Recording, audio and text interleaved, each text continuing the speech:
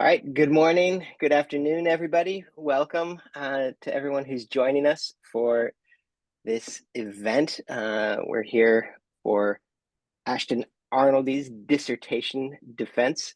I'd like to begin by welcoming everyone here and by introducing some of the people who you'll be seeing throughout this morning's event or evening, depending on where you are. We have some people joining us from abroad, including one of our distinguished members of the dissertation committee. So before we get to Ashton's presentation of his research and the subsequent defense and interrogation of that, I want to say a few words about who we are and what we're doing today and how we'll proceed this morning. So if you don't know me, most of you do, but if you don't know me, I'm Jacob Sherman. I'm professor and chair of philosophy, cosmology, and consciousness here at the California Institute of Integral Studies. I taught previously at the University of Cambridge and King's College London. And I guess the most salient thing for this dissertation is I'm also the Owen Barfield subject area editor for the Journal of Inkling Studies. Sean Kelly is also with us. He's the second member of Ashton's committee. Sean received his PhD in religious studies from the University of Ottawa way back in the 20th century before coming to CIS in 1997. Sean taught in Canada at the University of Windsor, the University of Ottawa, and Carleton University. He's the author of Becoming Gaia, On the Threshold of Planetary Individuation, Coming Home, and other books. He's also the co-translator of the French thinker Edgar Morin's work, Homeland Earth, A Manifesto for the New Millennium. And finally, we have Mark Vernon with us from the United Kingdom. Mark is a writer and a psychotherapist who lives in London. His journalism has been published on both sides of the Atlantic, and his books on subjects from love and friendship to the history of Christianity have a broad global readership. He contributes regularly to programs on the BBC, writes and reviews for the national press, including The Guardian and the Church Times, as well as giving talks and leading workshops. Mark has a PhD in ancient Greek philosophy and degrees in theology and physics. He works with the research group Perspectiva, which champions the place of the soul in society, and the International Society for Science and Religion. Among many other excellent books, I want to mention that Mark is the author of A Secret History of Christianity, Jesus, the Last Inkling, and the Evolution of Consciousness, which is one of the best secondary works on Owen Barfield out there. So we have a lot of Barfield going on this morning. So before I hand it over to Ashton, I want to say just a few words about what we're doing here this morning, this afternoon on Zoom. We're doing something that's been done not usually on Zoom, but something that's been done by scholars for literally centuries. The first doctoral degrees were awarded over 800 years ago at the University of Paris, followed in time by Oxford and Cambridge. The doctoral degree was a terminal, and remains today a terminal degree. It's the farthest you can go in your academic education. You've crossed a threshold and have moved from being a student or even a kind of pedagogue to being a community of scholars. You're entering the community of scholars and of teachers. There's an initiatory aspect to it. Ashton's dissertation deals actually in several places with the concept of initiation. And so I think it's fitting that part of what we're doing here today is also undergoing a kind of process program of initiation. That's real. There's a threshold to be passed, and there's some jeopardy involved in any doctoral defense. And that's part of what we're doing together today, and you who are participating in that are part of that in the Germanic tradition in the university, here in America, in a lot of the medieval traditions around what were called disputatios. There's a public element to this, and so Ashton is going to present his research publicly, and then those of us who serve on the committee will switch from being guides and mentors to being examiners, and we'll be testing it and asking some pointed questions in order to try to dig deeper, but also to lift higher. In the Middle Ages, really quickly, there were two different terminal degrees. the Master of Arts, the MA, brought the student through a full course of the trivium, grammar, logic, and rhetoric, and what was called the quadrivium, arithmetic, geometry, music, and astronomy. And after completing the MA, students could go on to further doctoral studies in 3 fields: divinity, law, medicine. Sometimes in the Middle Ages, they had music too. But Ashton's work fits into this first category. So there really is something venerable about what's happening this morning. Ashton's work fits into the category of studies in divinity. And that was, in the Middle Ages, taken to be the most prestigious of these fields that one could earn a doctorate in. To be a master, an MA, a magister, meant that you'd mastered a body of knowledge and intellectual skills. But to be a doctore meant that you'd not only mastered it, but you had become a genuine teacher. You'd become someone who was creating new knowledge in this field. I'm telling you all of this to remind you that what Ashton has done and what our students in PCC are doing and our students in CIS and throughout the universities across the world is in continuity with what those of us who think of ourselves as scholars have been doing for over 800 years. So there's continuity here with a tradition that exists on a scale of time that is, frankly, more familiar to mountains and rivers and trees than it is to human beings. We're talking about something very ancient, and it's a privilege to be a part of that. It's a privilege to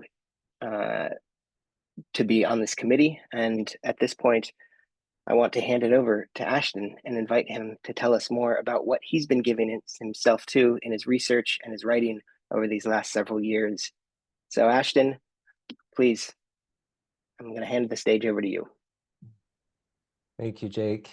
Thank you for that very meaningful introduction. Of the defenses I've attended that you've opened, I've always really appreciated this historical contextualizing, and it's such a meaningful tradition to be a part of. And thank you and Mark and Sean for being a part of my committee. It's a real privilege to have you all, and thank you all for being here. I'm very excited to share what I've been working on for so long with you. And I want to open by just sharing a quote. Can everybody see that? We good?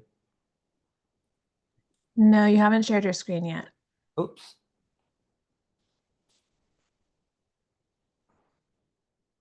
Rookie.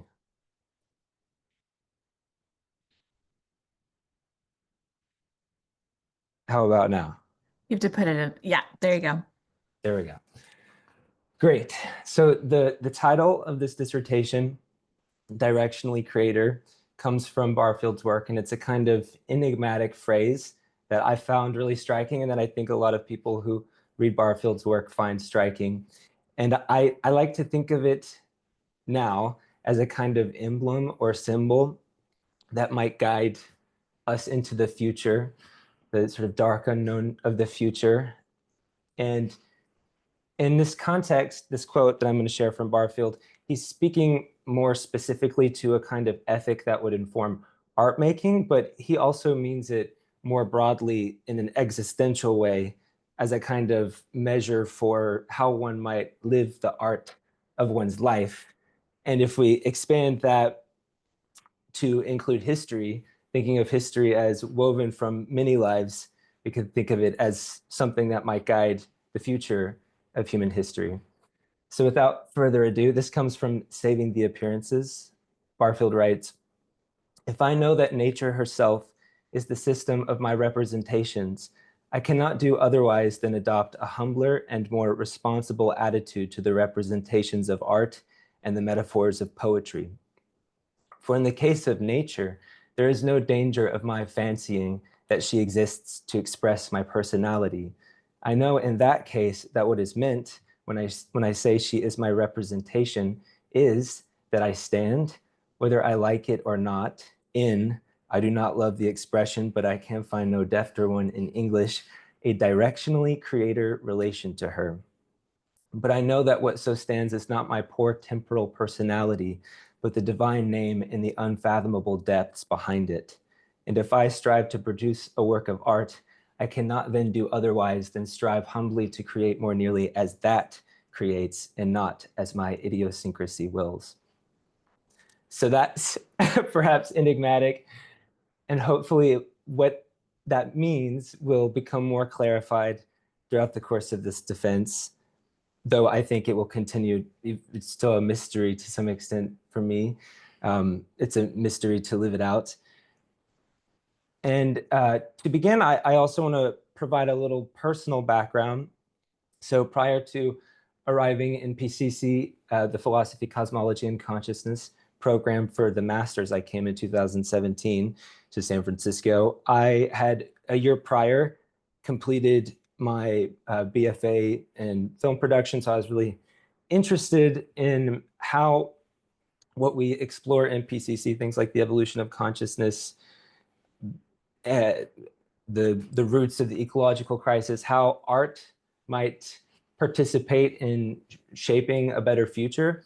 But I was also about a year out from a difficult experience that I had endured visiting an ayahuasca retreat in the Amazon rainforest, where I, like many Westerners, was seeking kind of spiritual insight and healing and a kind of communion with spiritual beings, and to learn from the indigenous people who run that retreat center a more harmonious way of living with the natural world and the spirit-imbued natural world, thinking, as many Westerners do, that our culture had somehow gone off course.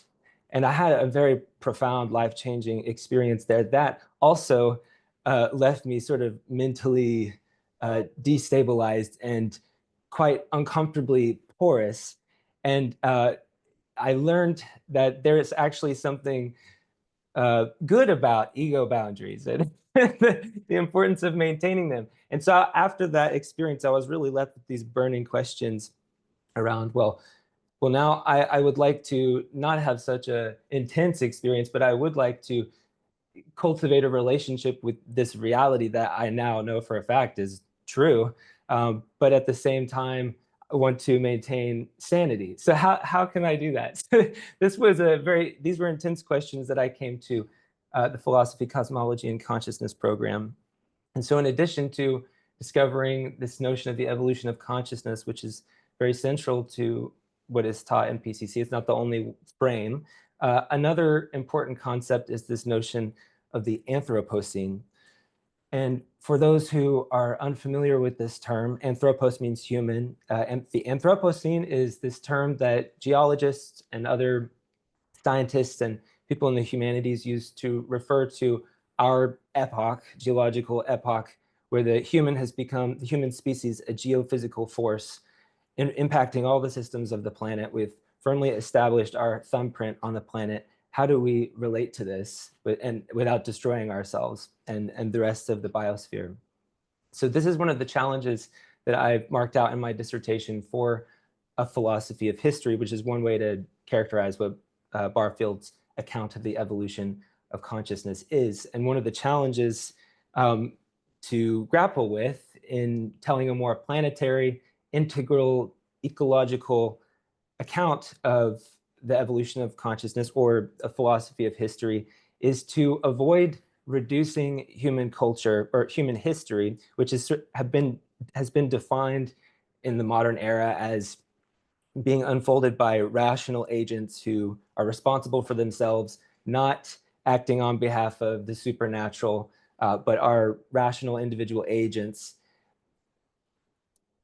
and free. This emphasis on freedom and various human values, how to square that with continuity with natural evolution without just reductively construing all the aspects of human culture as like social technologies for survival or something. So that's one of the challenges. The other challenge is somewhat already kind of apparent to me, just as a Westerner going to South America, how to think about metanarrative or philosophy of history without assimilating cultural diversity to a homogeneous timeline. So one of the postcolonial theorists that I draw on is Dipesh Chakrabarty. And in his work, he points out that there's a need to provincialize the European idea of what history is all about, because at least for the secular account of history, you're not supposed to be inspired by supernatural beings or spirits. So any cultures who portray that can't be counted as modern yet, so they're like behind. So is there a way to tell a narrative, a grand narrative, a planetary account of the evolution of consciousness that doesn't produce this uneven timeline?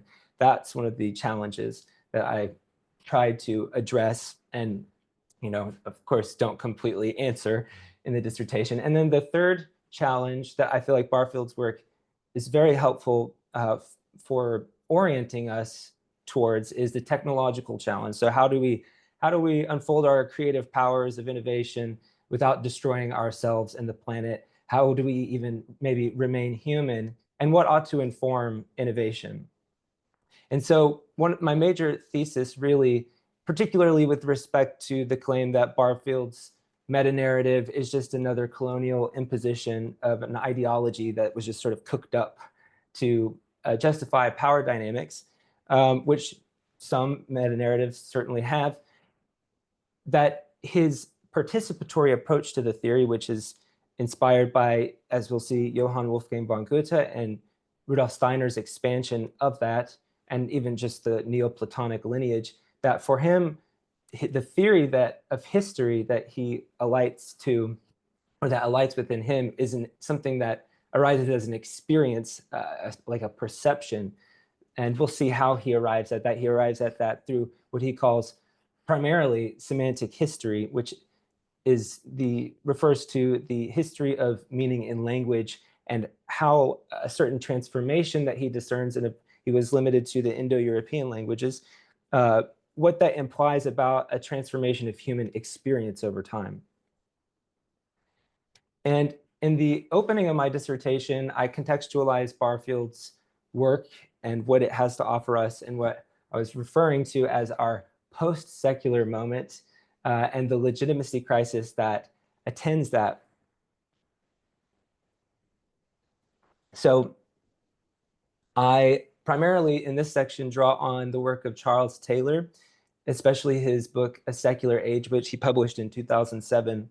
And in that book, he's looking into the future and predicting that the secularization thesis, which is a kind of philosophy of history that assumed that as rationality and scientific progress continues, the fictions of religion, beliefs in divine transcendence will evaporate because they are revealed to be, just fanciful ideas. But he thinks that this will end up not being the case, partially because for him, the emergence of secularity, what he thinks is really characteristic or essential about the secular age, is not that religion or religious practice wanes or beliefs wane, but that there's this novel common space where people who have beliefs and people who don't believe anything, or they just believe in the material world and that's it, have to like encounter each other, and there's this kind of generative dialogue going on. And so, but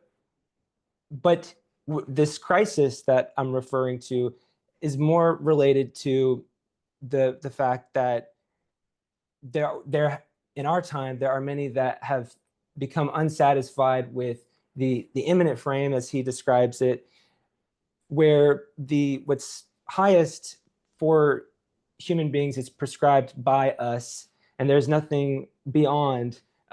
There's nothing higher that we might orient ourselves to, and so attain a kind of fulfillment that is beyond just satisfying our needs or creating art without any kind of divine inspiration behind it. And he thinks this may result in a precarious situation, to the extent that if we lose touch with what he calls moral sources that have in the past given a kind of narrative framework and made intelligible certain ethical intuitions that we today, as members of liberal societies, take for granted, like universal justice and benevolence, eventually these may seem relative values. They could be severed from these moral sources. They're not self-evident. So as he writes, that I am left with only human concerns doesn't tell me to take universal human welfare as my goal, nor does it tell me that freedom is important or fulfillment or equality. The, in fact, very exigent demands of universal justice and benevolence, which characterize modern humanism, can't be explained just by the subtraction of earlier goals and allegiances. So he's suggesting that there's a kind of genealogy for these values. They didn't just come out of nowhere, and they may not be able to be upheld. And I think we're seeing that we got these two clowns on the right representing kind of, sometimes they're very inconsistent, but essentially might is right as a kind of value, or that wealth it should determine power, and maybe sometimes drawing on Christianity, but in a kind of nationalistic, which I think contradicts the whole spirit of Christianity sense. So Taylor, sort of looking ahead, thinks it will be important for there to be what he calls new itineraries to God that reconnect us to those moral sources that make sense of our values for universal justice and benevolence. And this is one of the reasons why I'm leveraging Barfield. I think Barfield represents one new itinerary to God, partially because he incorporates evolutionary theory, and as well, he didn't grow up as a Christian.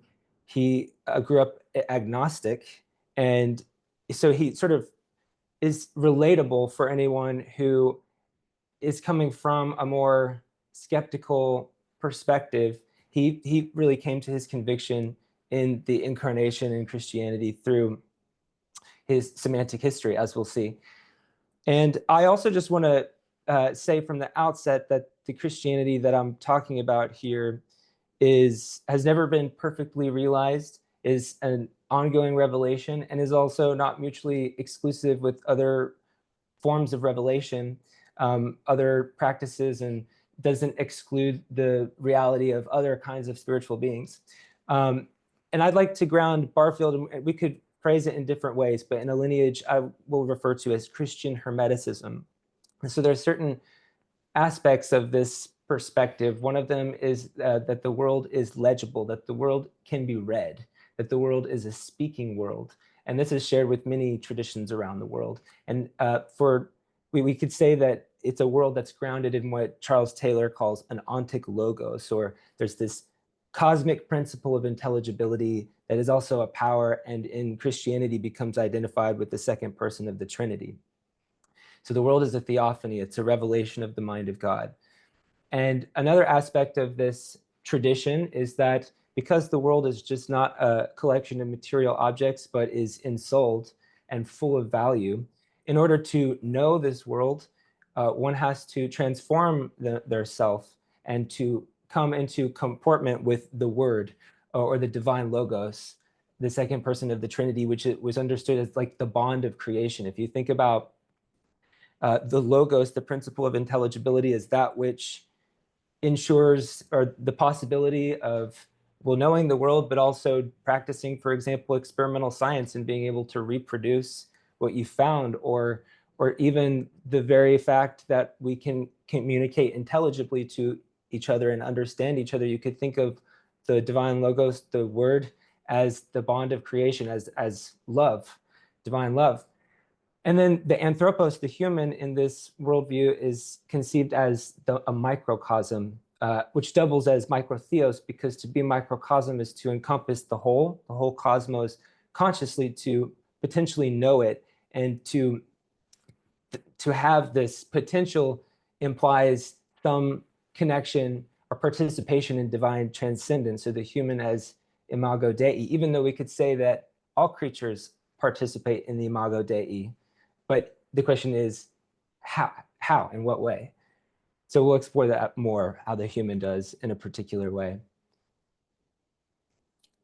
And as well, it's important to ground Barfield's work when it comes to his theory of history in the metaphysics of polarity of Samuel Taylor Coleridge, who I would also say is part of this lineage of Christian Hermeticism. We have here the yin-yang, and then the symbol that he used for polarity, which also happens to be the symbol of Pisces, the zodiac sign. I don't know when that was formalized for Pisces, but so for Coleridge, as an alternative to Descartes' we have mind and matter on the one hand, Coleridge says, and he's echoing Friedrich Schelling here, grant me a nature having two contrary forces, the one centrifugal, of which tends to expand infinitely, while the other strives to apprehend or find itself in this infinity. It draws in the centripetal, and I will cause the world of intelligences with the whole system of their representations to rise up before you. So these, for Coleridge, are like spiritual pre-phenomenal forces that weave the world in their dynamism, and they build on what they've already made. So it's complexifying, it's non-identically repeating, it's creation. And these two forces for Coleridge are one power antecedent or prior to their manifestation. So really they are a unity, but when they're unfolding themselves, they appear as polarity. So in truth, we should call it a triunity. And the prior unity manifests itself in the bond of the poles and their dynamism. And he describes this process as separative projection and identifies it with cosmic life in general. And he defines separative projection as the tendency toward individuation or separation. So separating off from the whole with following, usually, the tendency to reproduce the unity or reproduce the attachment without annulling the change that has intervened in the meantime. So if you consider just like, humanity separating out from the life of nature and then seeking to reproduce that unity, that's really the arc of Barfield's philosophy of history. But nature is also not just nature, but the spiritual world. And so polarity also works itself out in our perception, which Coleridge referred to as the primary imagination. So we have this centripetal experience of being a self and the centrifugal world without. And there's actually, even though I experience myself as an individual, I am also part of this world. And the basic act of imagination, conscious imagination, is to become conscious of that fact that I am enacting the separative projection, or the primary imagination is enacting it through me. So there's this question that's really central for understanding Barfield's work and related to this active imagination. What is participation? This is a really central concept for Barfield. And in Saving the Appearances, he simply says, it is an awareness, which we no longer have, of an extrasensory link between the percipient, that's us, and the representations, or what we perceive. This concept comes from Plato, who I believe it was the word methexis, and for him, it meant, as I understand it, the connotation, the word would have been used to refer to the audience's participation in the theatrical performance. And so he would use it to refer to the participation of particulars. So for example, you should either see here a donkey or a seal, or you could see both. Or maybe you didn't see one before I told you, but now maybe you can flicker between them. But the donkey, this image of the donkey or the seal, participates in the divine idea of sealness or donkeyness. And the fact that if you saw a donkey, but you didn't see a seal, but now maybe you can see a seal and you can switch between them, this brings to our awareness the fact of our participation in the representation. It's not just there. Our mind, having experienced seals or donkeys in the past and internalized that idea that was given forth by the world in memory, now we can recognize it again when we see it. And so this brings to our awareness the fact that you have to either intend donkey or intend a seal to switch between them, or that I gave you the concepts so then you could recognize it, brings to our awareness the fact of our participation. But in the course of the evolution of consciousness, Barfield says, we've become unconscious of this participation. And the form of participation that was common in the past is not the kind that we might have the possibility of renewing. Also, in addition to Coleridge, as I mentioned in the introduction, Barfield's work draws especially on the Johann Wolfgang von Goethe and its expansion by Rudolf Steiner, who was a spiritual teacher and philosopher and inaugurated the anthroposophical movement that Barfield was a part of. And I refer to the combination of Goethe's morphological approach, which I'll say something about in just a moment, and Coleridge's what he calls dynamic philosophy. I refer to this as dynamic morphology in the dissertation, and I try to show that this is what you could say is going on with Barfield's approach to the phenomena of history in the history of meaning and language and what that implies about the transformation of consciousness.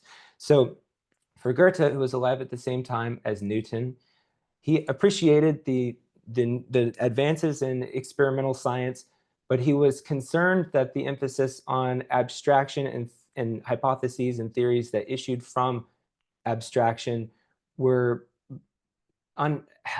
severing the human soul from participation and knowing the world through experience. And so he wanted to supplement what was dawning with modern science with a kind of continuation, you could say, of the Neoplatonic Hermetic way of knowing the nature as revelation. And so he writes, there is a delicate empiricism which makes itself utterly identical with the object, thereby becoming true theory. So there's almost a kind of shamanic uniting with what is behind the appearances for Goethe. And this is how I think of Barfield's theory of history. It's something that arises out of experience. And for example, one of the major focuses for Goethe was botany, and he wanted to get to know the archetypal plant. And in order to get to know the archetypal plant, he apprenticed himself to the plant's manifestation in many different species over time, watching how it unfolds. And gradually he felt that inside him grew an experience of the archetypal plantness, the archetypal dynamics of the plant, such that he could, through his imagination, produce any new kind of plant depending on the context.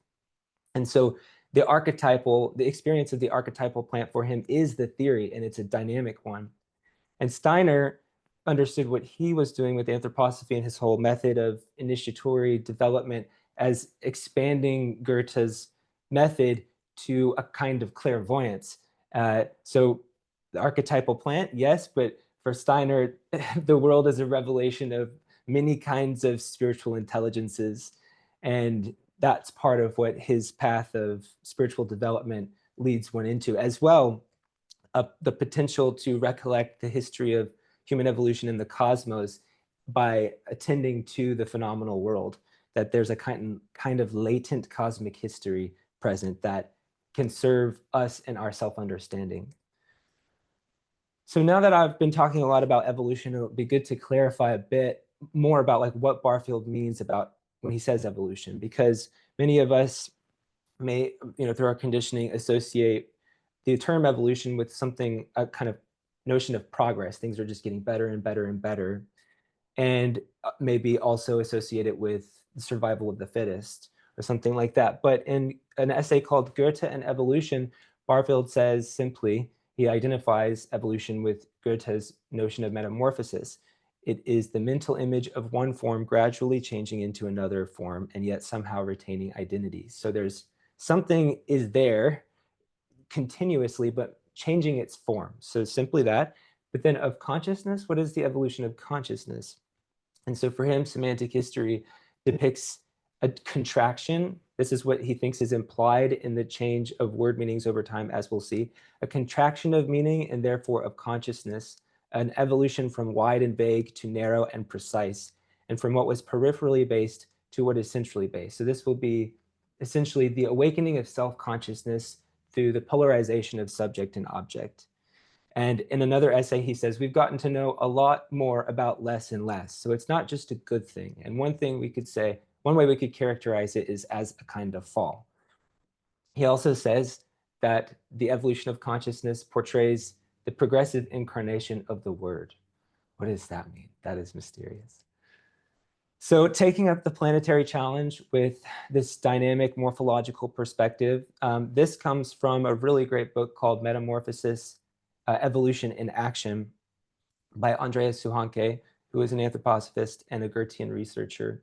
And he, in his book, he lays out this morphology of biological evolution on Earth. And he finds polarity represented in the beginning of biological evolution with the centripetal formation movement of the exoskeleton. Separating off from the life of the world, we have the nautilus up there, organisms that develop an exoskeleton and are inwardizing from the whole, separating off. And then he sees later in evolution, you'll see that these bud-like appendages start appearing on, so just remember this notion of separative projection, the tendency to separate out and then to reproduce the unity.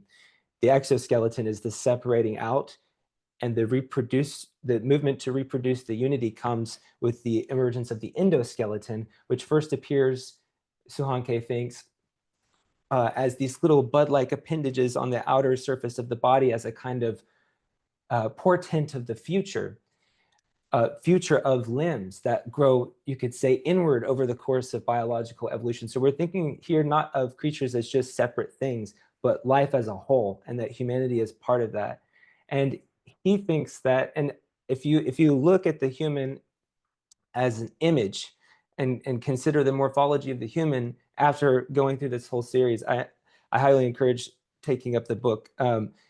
Then what you see is, according to Suhanke, a kind of integration of the polar extremes. So we have in the sphere of the human head, this sort of like not perfect, but near perfect approximation of the centripetal formation and this inner experience that we have.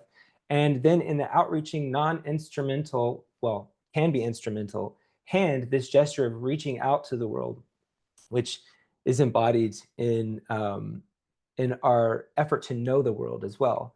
So there's the famous myth in Plato's Protagoras where all the other creatures, when the world is created, are given what they need to survive: horns, claws, wings, but the human is the afterthought and left with nothing and naked and bare. So we could say the human is open, and especially this is manifest in the human hand, there's this kind of potential. So we could say that the human form, we could read the potential to have a relationship with transcendence and divine creativity in the openness of our form, which manifests in culture and technology. This will be important to remember later when we were talking about transhumanism in the future. And is there something about the openness of the human form that we need to maintain to even be able to innovate technologically? So if we think of the human as not separate from the planet or life itself is one separative projecting process, then we can think of the human as not the crown of creation, but the heart of creation. It sounds anthropocentric, but if we're not thinking in terms of separate things, but trying to understand what the cosmos or the life of the earth is doing through us, then maybe it seems a little less anthropocentric. I don't know. You can decide. But Suhanke says the human evolution as a whole has not only expressed itself in the physical form of a single species, but at the same time, it has become conscious of itself. The striving for knowledge is also an evolutionary process, a striving which spans the whole of human cultural development. So we could say that the centrifugal movement of separative projection of life as a whole is expressing itself in the conscious human's effort to know the world, which is a way of reuniting with it after this, beginning separation out through the exoskeleton, if we consider life as a whole. So we could say that these distinctions that have come to define modernity, where we have the subject separated out from the object, humanity separated out from nature, history from natural evolution, these are distinctions that have a kind of reality to them, but they're not ultimate divisions. And they're important to recognize because, for example, one good thing about the distinction of subject and object, or I from thou, not another object, but the capacity to distinguish ourselves from each other and to recognize ourselves as individuals is bound up with our ethical lives. And this capacity to have a deepened relationship with the world through conscious knowledge. So this is one way of thinking about like what Barfield's work has to offer us in trying to address the planetary challenge, how not to collapse history and culture into natural evolution, but also not to divide them and to see them as continuous. And so this is a kind of general shape that Barfield offers for the evolution in general. This is more representing the evolution of consciousness, which he has on the left side. I have original there, reflecting prior unity. He refers to as original participation, which was the form of consciousness that reflected our fusion with the inner life of nature before subject and object and before the awakening of self-consciousness. And then modern idolatry actually would be a bit more to the right than right at the bottom, but essentially what characterizes our experience of the world as a collection of objects rather than revelations of a spiritual world. And then this potential, what he calls final participation, which would involve the active imagination, where we see the world, yes, as a collection of objects, but also as a revelation of the spirit. And how does that change the way we relate to it? And can it deepen? So original participation, Barfield says, and this is sort of as, consciousness, human consciousness begins to, in the process of separating itself out from the life of nature, this is at the beginning, you could say, the essence of original participation is that there stands behind the phenomena and on the other side of them from me, a represented which is of the same nature as the perceiving self, inasmuch as it is not mechanical or accidental, but psychic and voluntary. So what he's saying is that for ancient humanity, and this does not apply to contemporary indigenous peoples unless they've not been contacted by civilization. I don't know how to answer that question, but for Barfield, really, he's speaking about ancient humanity and what's implied about their experience by their language. And what he thinks is implied is that their experience consisted in a world that was ensouled, and that they did not have the form of selfhood that we have today, but instead experienced themselves as kind of part of the self of the world or the mind of the world, and maybe even at the mercy of the minds of the world. And so the meaning would have been immediately given in experience, and the world was a speaking image that eventually began to be internalized through memory, as we explored with the donkey and the seal. And those memory images were redeployed in the form of symbols, which become words. And this symbolization, this process of acquiring language, facilitates the emergence of self-consciousness, because with this capacity to make distinctions between things, we can also start to distinguish ourselves from other things, and even explore and partially create, as we're doing it, our inner experience. And so Barfield thinks that through this process, there's this polarization of inside and outside that's depicted in the history of language, where, for example, an ancient word like pneuma, Greek word which meant spirit, wind, and breath all at once, implied that they didn't experience wind and breath as we do, as just material realities out there, but somehow bound up with this inner experience or mindedness of the world. Whereas today we make these distinctions between, well, that's a material, literal reality out there in the world, and then spirit, that's like an idea. Maybe it's real, maybe whatever you think, I'm not sure. It's a subjective, it's a human thing that we've cooked up, maybe. Not everybody believes that. So now we'll go through a little exercise in semantic history with the word logic, which is really central to this whole presentation. So today we would say logic is the science of the formal principles of human reasoning, or logic, it's the suffix of biology, psychology. It's a form of study. It's something that's human. It's something that we come up with. It's not necessarily out there in the world, unless you are a Neoplatonist. And this word logic, if we can trace it, as I understand it, maybe it goes back further, we can trace it back to this ancient Greek word legen. I don't know if I'm pronouncing that correctly, but we'll go with it, which meant to gather, collect, speak, reason, or count all at once. And or it could mean these different things. But the fact that to speak and to reason were included with gather or collect gets at what I didn't mention, is the figurative origins of language, where early humans were using the outer world as symbol. And so there's some kind of association between outer gathering and the gathering of reason, suggesting that there was an association of what it means to reason or speak with the world itself.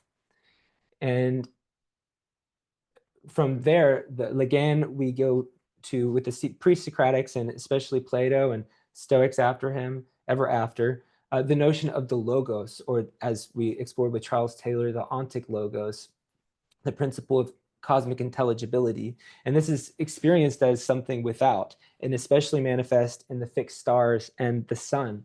And we see it expressed in Plato's dialogue. And Barfield, as I described before, describes the evolution of consciousness as the progressive incarnation of the word. He also refers to it as this process of internalizing the cosmic intelligence. So we can hear it in Plato. The God invented sight and gave it to us. This is in the dialogue Timaeus, so that we might observe the orbits of intelligence. So once we have come to know them and to share in the ability to make correct calculations according to nature, we should stabilize the straying revolutions within ourselves by imitating the completely unstraying revolutions of the God.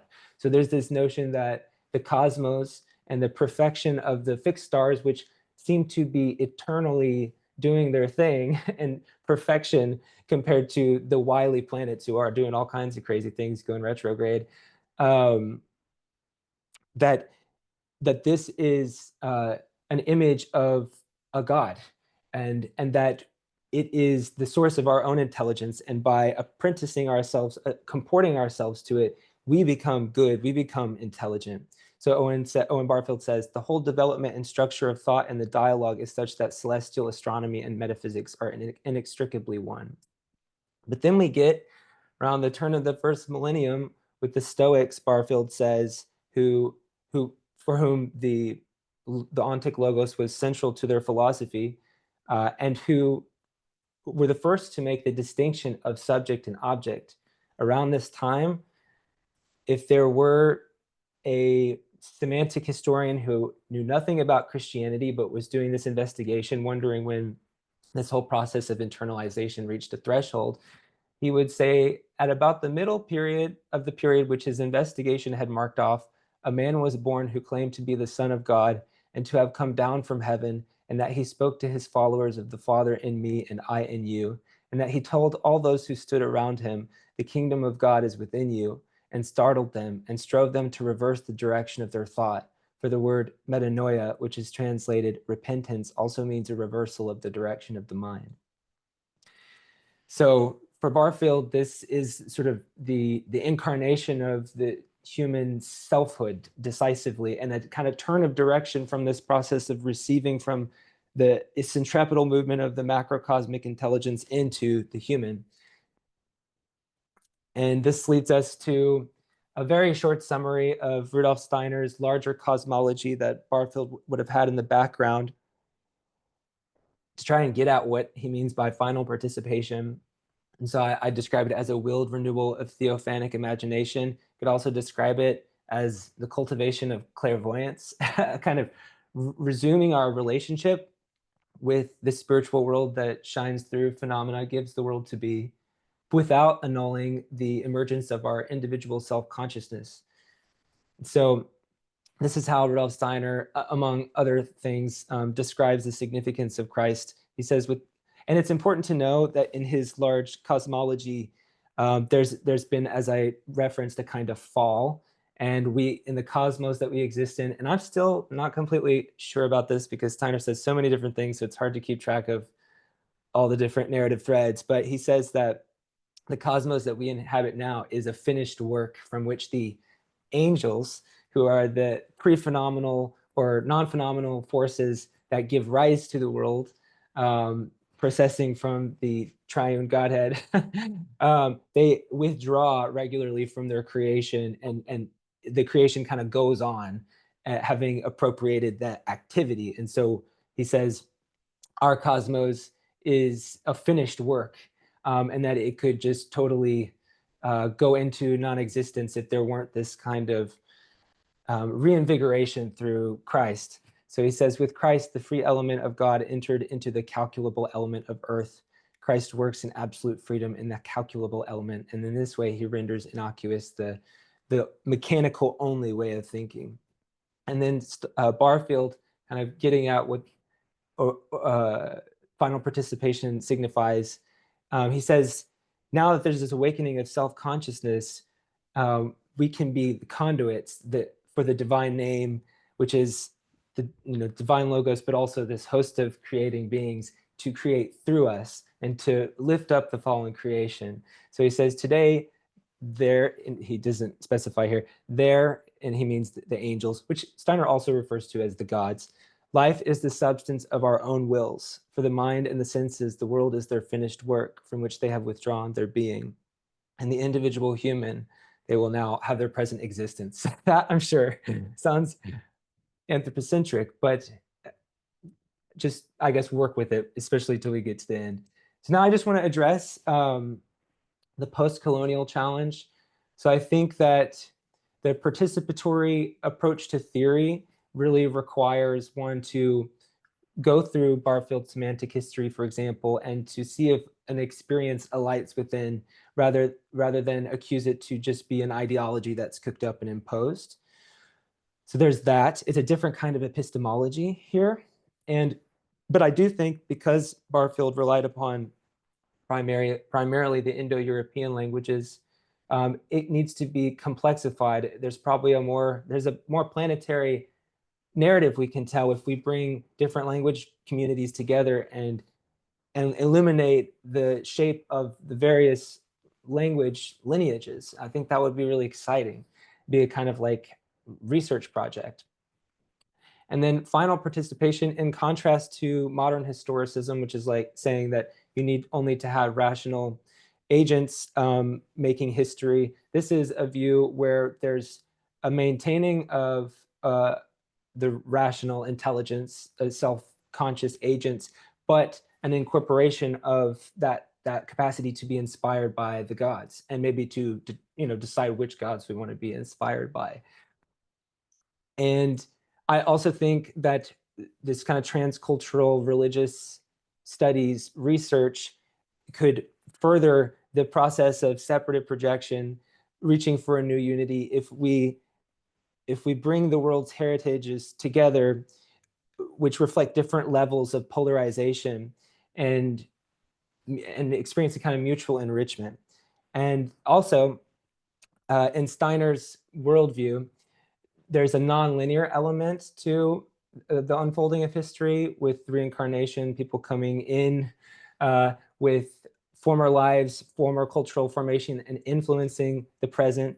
And as well, according to Steiner, the dead are constantly influencing us in our thoughts and other kinds of spirits. So it's not quite a linear conception of the history as is typical. And separative projection also is at work in equity, that the participation in the divine transcendent, which forges our individuality, separative projection works itself out in our capacity to negative the sameness of ourselves with another, to respect their individuality and freedom, but also to recognize our ultimate unity in the Imago Dei and the Godhead. And then, of course, unfortunately, Steiner did make racist statements. It's not the bulk of his work, but one could argue that there are aspects of his racial theory that go all the way to the beginning of what he calls Earth evolution. So I advocate rescinding those, but also reading Steiner against himself, because I think the spirit of his work, especially the Christian dimension of it, is definitely anti-racist. And so he says, for example, the human is not expressed in its entirety through any individual man, nor through the members of any one race, but only through the whole of mankind. If a man would understand what he is in his whole being, let him study the characteristics of the different peoples of the earth. Let him assimilate the qualities which he himself cannot possess by nature, for only then will he become fully man. So I'm going a bit over, but I'm almost done. So finally, the technological question of transhuman modification. If the Darwinian emphasis on competition and a totally immanent perspective of the human is held, it makes sense that we would want to modify ourselves and become even more powerful and colonize outer space. But if there's something essential to the openness of our form that makes us human and allows us to create things in the first place, then, as Anders Sandberg suggests, the God-given plasticity of humans must be retained. The openness of the human paradoxically defines a firm limit on what may not be changed. So morphological freedom, this transhumanist idea, which is interesting, the freedom to change your shape may require a limit if we're going to be able to continue to have that capacity. And then Hans Jonas, are we perhaps on the verge of another, conceivably the last stage of that revolution? It's the scientific technological revolution based on biological knowledge and wielding an object, an engineering art, which this time has man himself for its object. And he concludes, we need some kind of measure, maybe a new itinerary to God as represented by Barfield. If and when that technological revolution occurs, then a reflection on what is humanly desirable and what should determine the choice on the image of man, in short, becomes an imperative more urgent than any ever inflicted on the understanding of mortal man. And finally, a return to the beginning with perhaps an image of the human to guide us into the future. If I know that nature herself is the system of my representations, I cannot do otherwise than adopt a humbler and more responsible attitude to the representations of art and the metaphors of poetry. I know in that case that what is meant when I say she is my representation is that I stand, whether I like it or not, in a directionally creative relation to her. But I know that what so stands is not my poor temporal personality, but the divine name and the unfathomable depths behind it. And if I strive to produce a work of art, I cannot then do otherwise than strive humbly to create more nearly as that creates, and not as my idiosyncrasy wills. Thank you for your attention.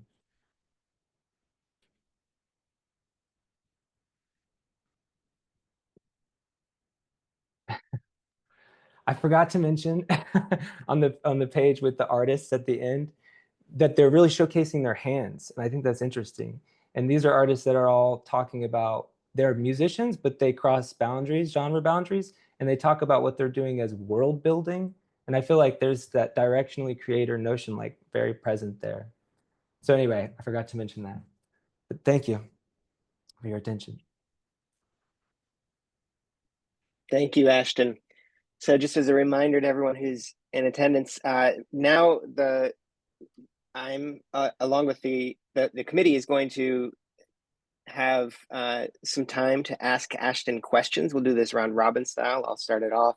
I'll hand it over to Mark to ask a question, and then to Sean, and we'll keep going until the committee is satisfied. There's an indeterminate period of time here, so it just sort of depends on when we feel like we've gotten what we wanted to ask answered.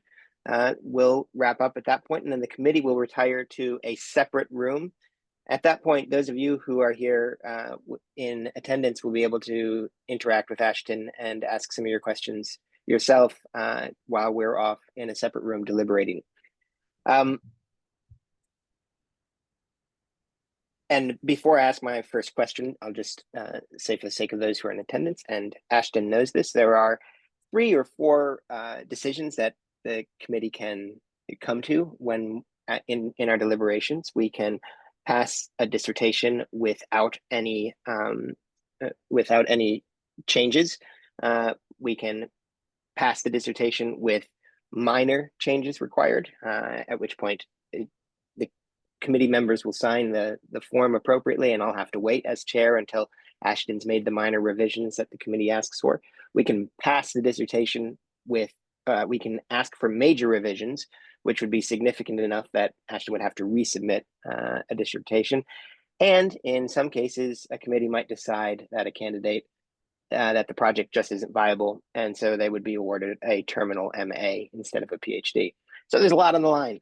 With that in mind, Ashton, I'm going to ask you my first question. There's so much in this dissertation. I want to say, having read multiple iterations of it, um, you've accomplished a tremendous amount in here, and not only have the presentation that you've given us this morning gave us real insight into, I think, some of the breadth of it, but it's hard to capture how much there actually is in the several hundred pages of your dissertation in just a presentation this morning. I think you've made contributions first and foremost to our understanding of Owen Barfield and the application of Barfield's work. So in terms of Barfield studies, especially setting Barfield into in the context of a sort of Christian Hermetic or Christian Platonic tradition on the one hand, that includes Romanticism, but also I think you've done more work than I'm aware of in print to set Barfield in the context of his relationship to Rudolf Steiner's work. So there's some real novel work that you've done in this dissertation. In addition to that, your engagement with the postcolonial critiques on the one hand, and your engagement with contemporary, let's say, cultural critiques, very contemporary cultural critiques coming from posthumanism, transhumanism, even engaging with critics of the alt-right and our current political moment.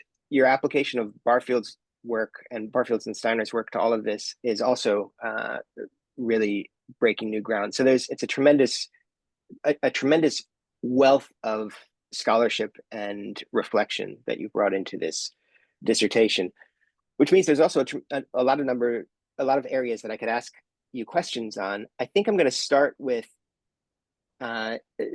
towards the end of the dissertation, and it's sort of where you ended your presentation here today. In your final chapter, and at the end of your presentation today, you're touching up on questions of human modification, transhumanism, the role of our directionally creator relationship, as it were, sort of turned not only outward, but also inward. And you suggest in your final chapter that there's some ways that this could be understood in light of a kind of inaugurated eschatology.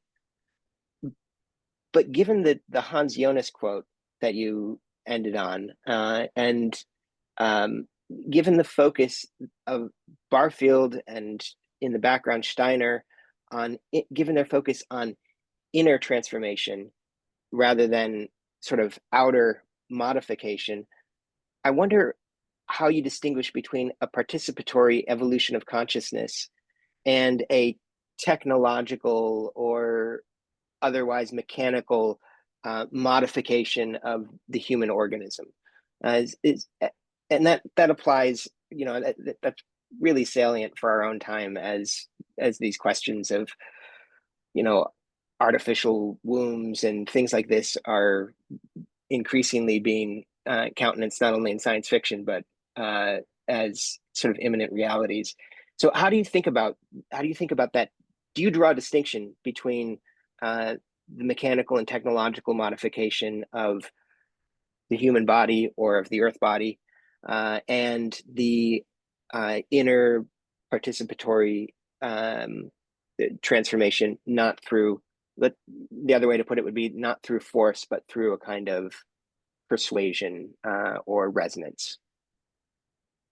Yes, I would say I personally draw a distinction between them, and I think so. Part of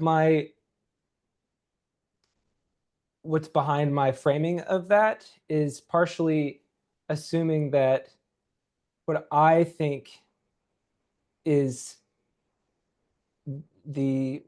what's the word? The path forward I would advocate is not the path forward that everyone will take. And so I'm partially just familiar with Steiner, the way he makes it possible because of the way he talks about things like karma and things like that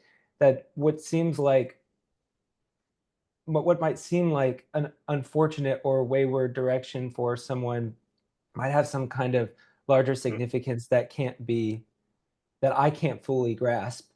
But so for me personally, I don't think that final participation, at least for one pursuing it, interested in it, and compelled by these ideas, necessitates like externally technologically relying upon that. Actually, I think that can potentially be a way of continuing to be more outwardly concerned and perpetuate mistaken ideas about the outward. But I think that, yeah, that again, that partially in what I was describing as inaugurated eschatology, I'm also somewhat, and I don't necessarily think that this is true, but it's interesting to think about. Like it helps me personally to relate with a kind of humility to events unfolding in the world that prior I would have found I would have been more judgmental about. Even though that's not to say I go out and celebrate them, but that, for example, Steiner says that in the future human beings will become infertile, and so that perhaps uh, there's some kind of future necessity of these technologies being developed now, that for him, he thinks there will be humanity needs to be with the earth, because we are the earth, for a certain remainder of time for it to come to its fruition. And so their future will necessitate these kind of artificial wombs or something. So that's kind of how I respond to that question. I make that distinction, but I know that not everybody's going to find what I find compelling. And so it helps me to, I guess, live in a more complex world with, I guess, a faith in the providential unfolding, even with what might seem dark and inhuman. Does that? Can I ask Go ahead. a follow-up? So I wish I had the Jonas quote right in front of me, but in the Hans Jonas piece, he emphasizes the need for discovering some principle that allows us to discern what are beneficial and what are kind of desultory and diminishing approaches to this extraordinary extension of our technological powers, both outward and inward. Do you, and you're commending to us sort of Barfield's way of thinking about these things as giving us a perch from which to address these really contemporary and pressing matters. Do you feel like you've discerned in Barfield something that can answer Jonas's question about the need for some sort of it doesn't have to be a principle, but the need for some sort of approach that can allow us to to better make these kind of prudential judgments about how to relate to the technological wonders and and maybe sometimes horrors that are increasingly appearing before our eyes. Yeah. Well, I think a fuller conception of the human being is one of them. That, if we only conceive ourselves in the image of this is, I guess, right, a caricature somewhat of Darwin, but the survival of the fittest creature, just a material creature, then Barfield, and I think he's right, would say that's a truncated understanding of what we are.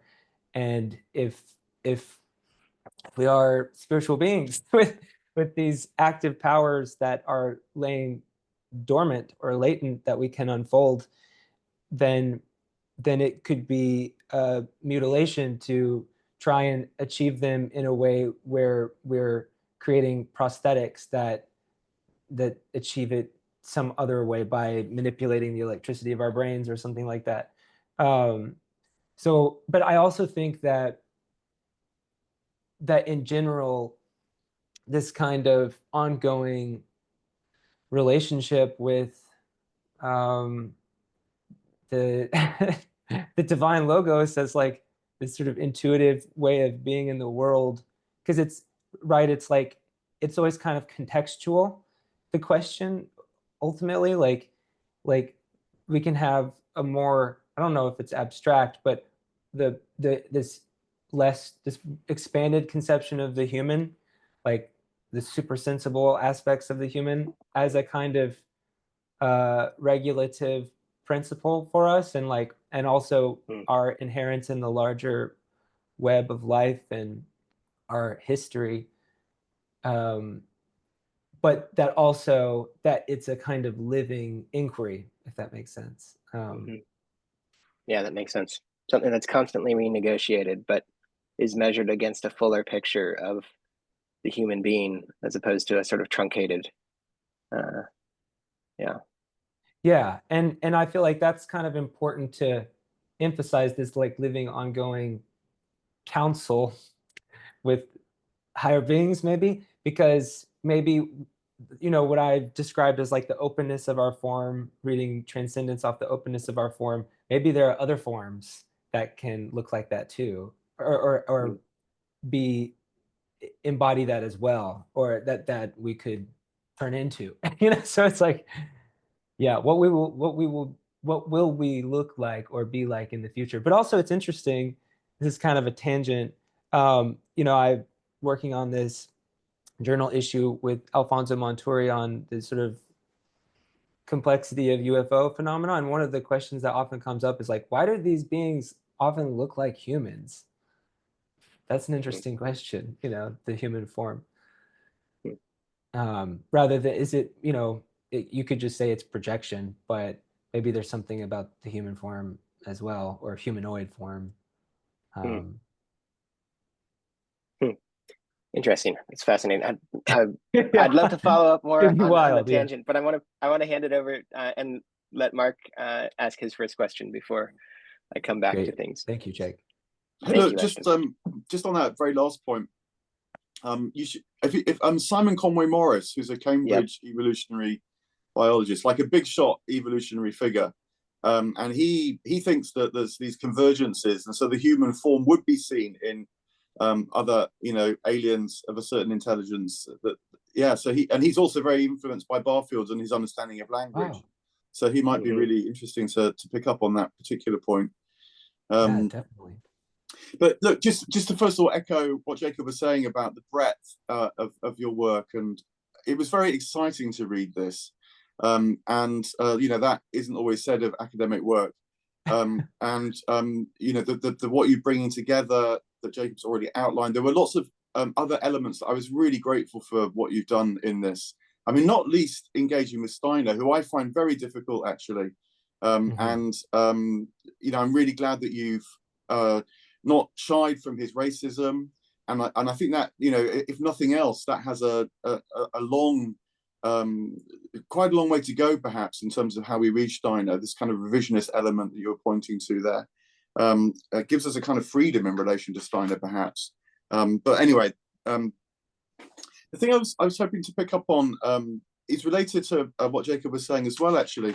I mean, there's a couple of things which I don't think you just mentioned now, but which are very important bits of Barfieldian at work, and you make much of them in the full text as well. But one of this is this residual unprocessed positivism, and I wonder whether what you were calling there morphological freedom might be a kind of RUP, I mean, Barfield's terms, and that needs then to be thought about in relation to a lovely phrase, which, and this we use this word many times, of agapeic freedom, you know, which for me captures something much more about the unfolding of the word, which is this sacrificial notion.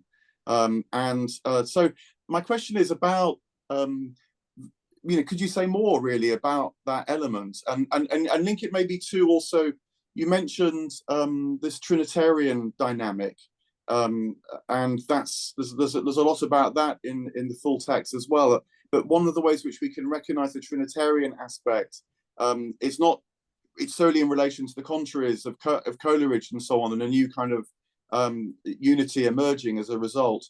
But I think is in this patterning of creation, crucifixion, and resurrection.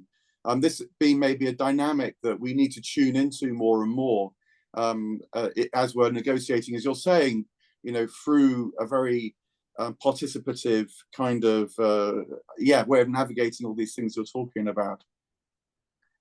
Yeah. So you're asking, are you asking more for me to kind of say more about like what my position on morphological freedom, or right? Is that maybe? I mean, you've already said something about that, so maybe just to say more to us about agapeic freedom, and then how it relates to this patterning of Trinitarian life.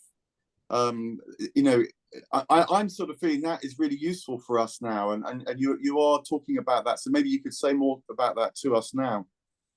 Yeah, well, I think, I agree. I think in the notion of morphological freedom, there is the residue of unresolved positivism, or maybe not even residue. It's just to some extent. And I find it interesting, and a kind of expression of, a, I guess, materialistically conceived intuition of the directionally creator relation. But yes, in that quote that I shared from Barfield, it reflects more the idiosyncrasy of the will or the personality, I would say, for the most part, unless it's being construed in a kind of more eugenic way as like this sort of designing of a superior human species. So yeah, I personally find it, I wouldn't advocate it.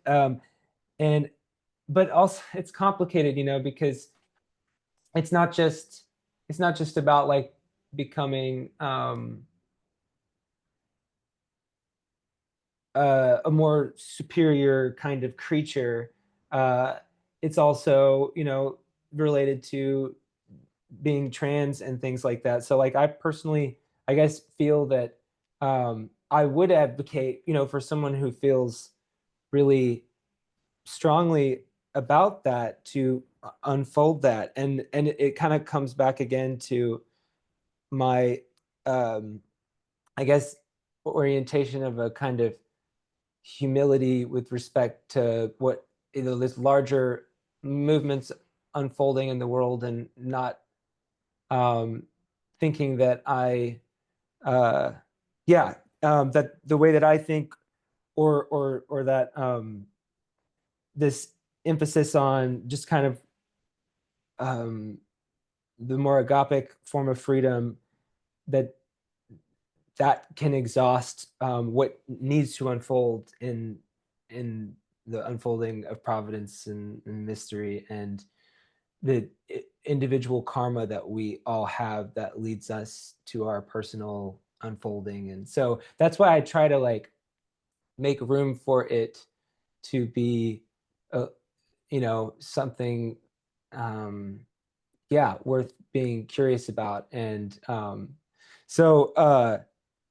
and then I'm sorry, could you say a bit more about the agapic freedom and the Trinitarian? I wondered whether there's another Trinitarian pattern which is in the notion of agapeic freedom, which is the patterning of birth, crucifixion, and resurrection.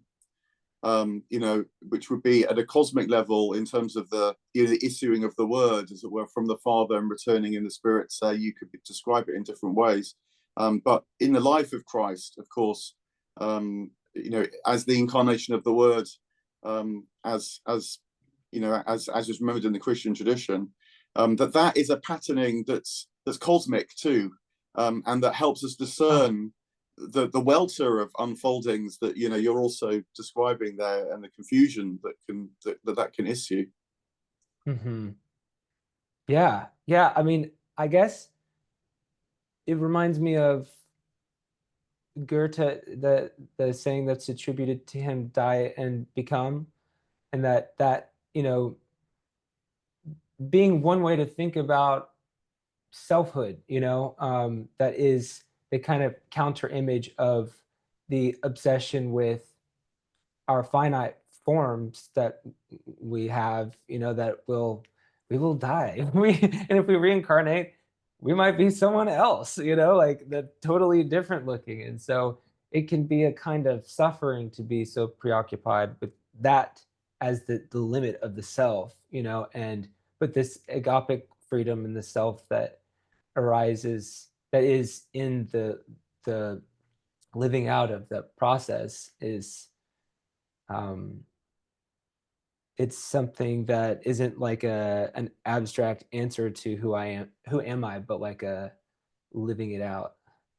I don't know if that answers your question, but also to in living it out, feeling ourselves, as you referenced, like as participating in something that is cosmic.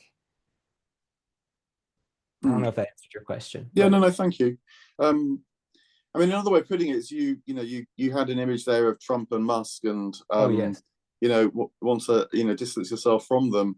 But if you rewild the world, if you re-enchant the world, then perhaps all sorts of spiritual intelligences are going to be active, and so we need a way of embracing that, not as it were just morally distancing ourselves, but trying to understand what's going on. And maybe that's really important in our moment as well. I mean, I'm saying maybe. I think that's really important in our moment as well. Yeah. Totally. Yeah. Yeah. I know. The representation of those two was a little not so sympathetic, but I could definitely find. It's harder with Trump, but I don't know. At least with what they represent to other people, I can find goodwill, among them, and on each side, there's unthinking and closing off from the agapic network. This is all to say that this is such a rich piece of work. So thanks again, and let me hand on now to Sean. Thank you, Mark.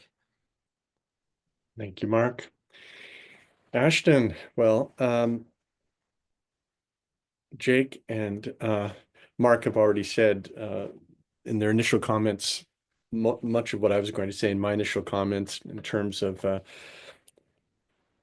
the significant original contributions you make to several fields. I mean, not only Barfield studies first and foremost in relation to Steiner, but participatory theory, which is a relatively new discipline.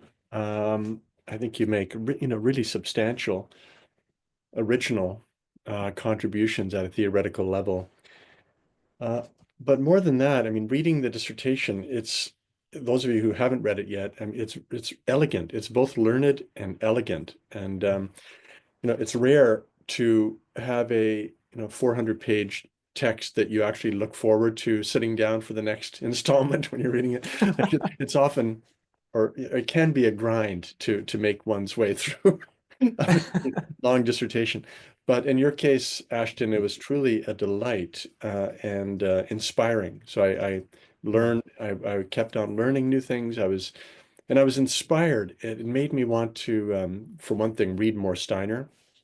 And it encouraged me to engage in certain ways of thinking and contemplation throughout the day. Your words would stirred stuff in my soul. So yeah, truly, just as you know, I've already given you like straight 10s on my evaluation and so on.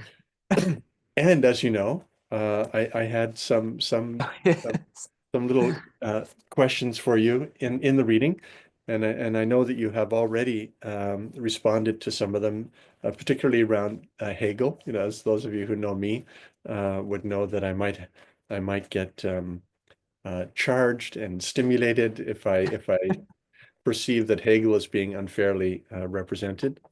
So I take it that you are going to be modifying some of those passages.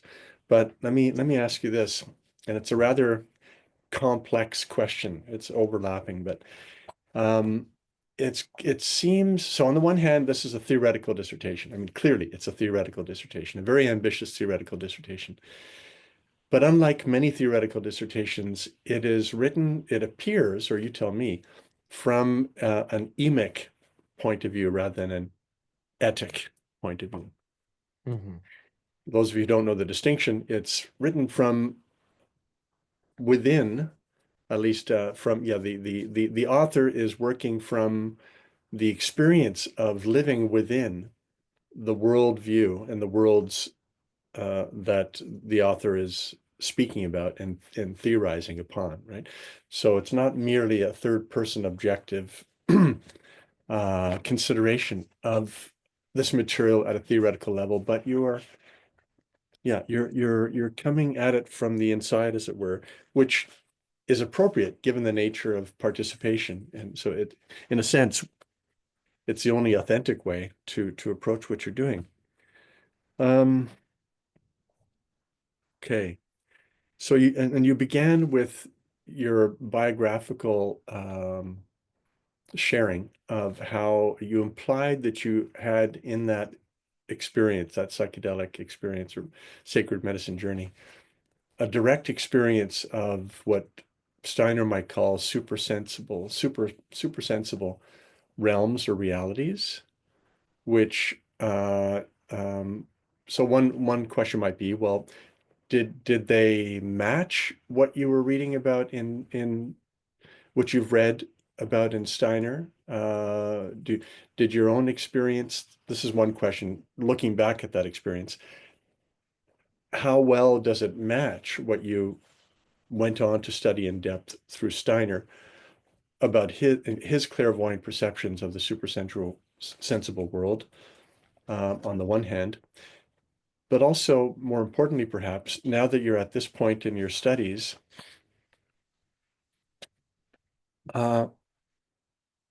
what is your position relative to the question of the reality, the ontic nature of the beings that Steiner claims to reveal to us and their role in cosmic evolution and the evolution of consciousness? Thank you. Well, so I personally like only experienced ayahuasca 4 times, so I feel like I can't claim to be well. So I had a lot of I didn't have a lot of visions as people do. It was more like intuition, like it was like I was knowing, like, and it felt very somatic, and it was very much related to like my family. Like I felt like vividly that I was a part of this lineage of, like, I was looking at my hands and I was like, these are my dad's hands, and but I did have one vision that I was surprised by, because it was, I would say, a Christian vision, and I wasn't really interested in that at the time, having grown up around it. And it's kind of like God became a human, what? And so and I didn't know anything about Steiner at that point, but that has definitely resonated with what I've come to discover through, and I think that's one of the reasons why I found Barfield's Saving the Appearance so compelling, because of that experience. And then there have been other things outside of that, like my dad passed away when I was 13, and I've had like experiences of him in not non-ordinary states that have inclined me to feel like he's like more than he was when he was alive. Like he's more enlightened, I guess you could say, or more in touch with the good, the true, and the beautiful. And that really resonates with things that Steiner has said. And so those experiences like made me, when I was getting to know Steiner's work, like I was like, that sounds true, like based on my experience. And then interestingly, just a year ago, my mom received an email or a Facebook message from a nurse who had been with my dad before he died, and he was not really a religious person, but he talked to this nurse in the middle of the night, called him down because some being entered the room and filled it with light, and freaked him out, but also like consoled him afterwards, and I don't know. I think angels are real. So to that to that question, I don't know like if Steiner's characterizations of everything, is accurate. Like I kind of have a hovering relationship to things with Steiner. Like I'm like I try to hold it, and I've gone through different phases with that. Like when I was first getting into it, I was like, okay, Barfield says Steiner. Okay, I'm gonna look into it. And I got really into it. And then I read all the racist stuff and I was like, oh my God. Like, I can't believe anything this guy says, So now I have a bit more of like this matured relationship to it and try to contextualize him and like traditions and then was there a second question in that I No, you're doing a wonderful job. So I mean, this is good for now. Thank you. And thank you for that personal sharing. And uh, especially your comment about well, both your parents, but the one about your mother, I'll tell you later. I had a very similar experience that confirms what you said about your mother after she died. Um, let me ask you this, if I may.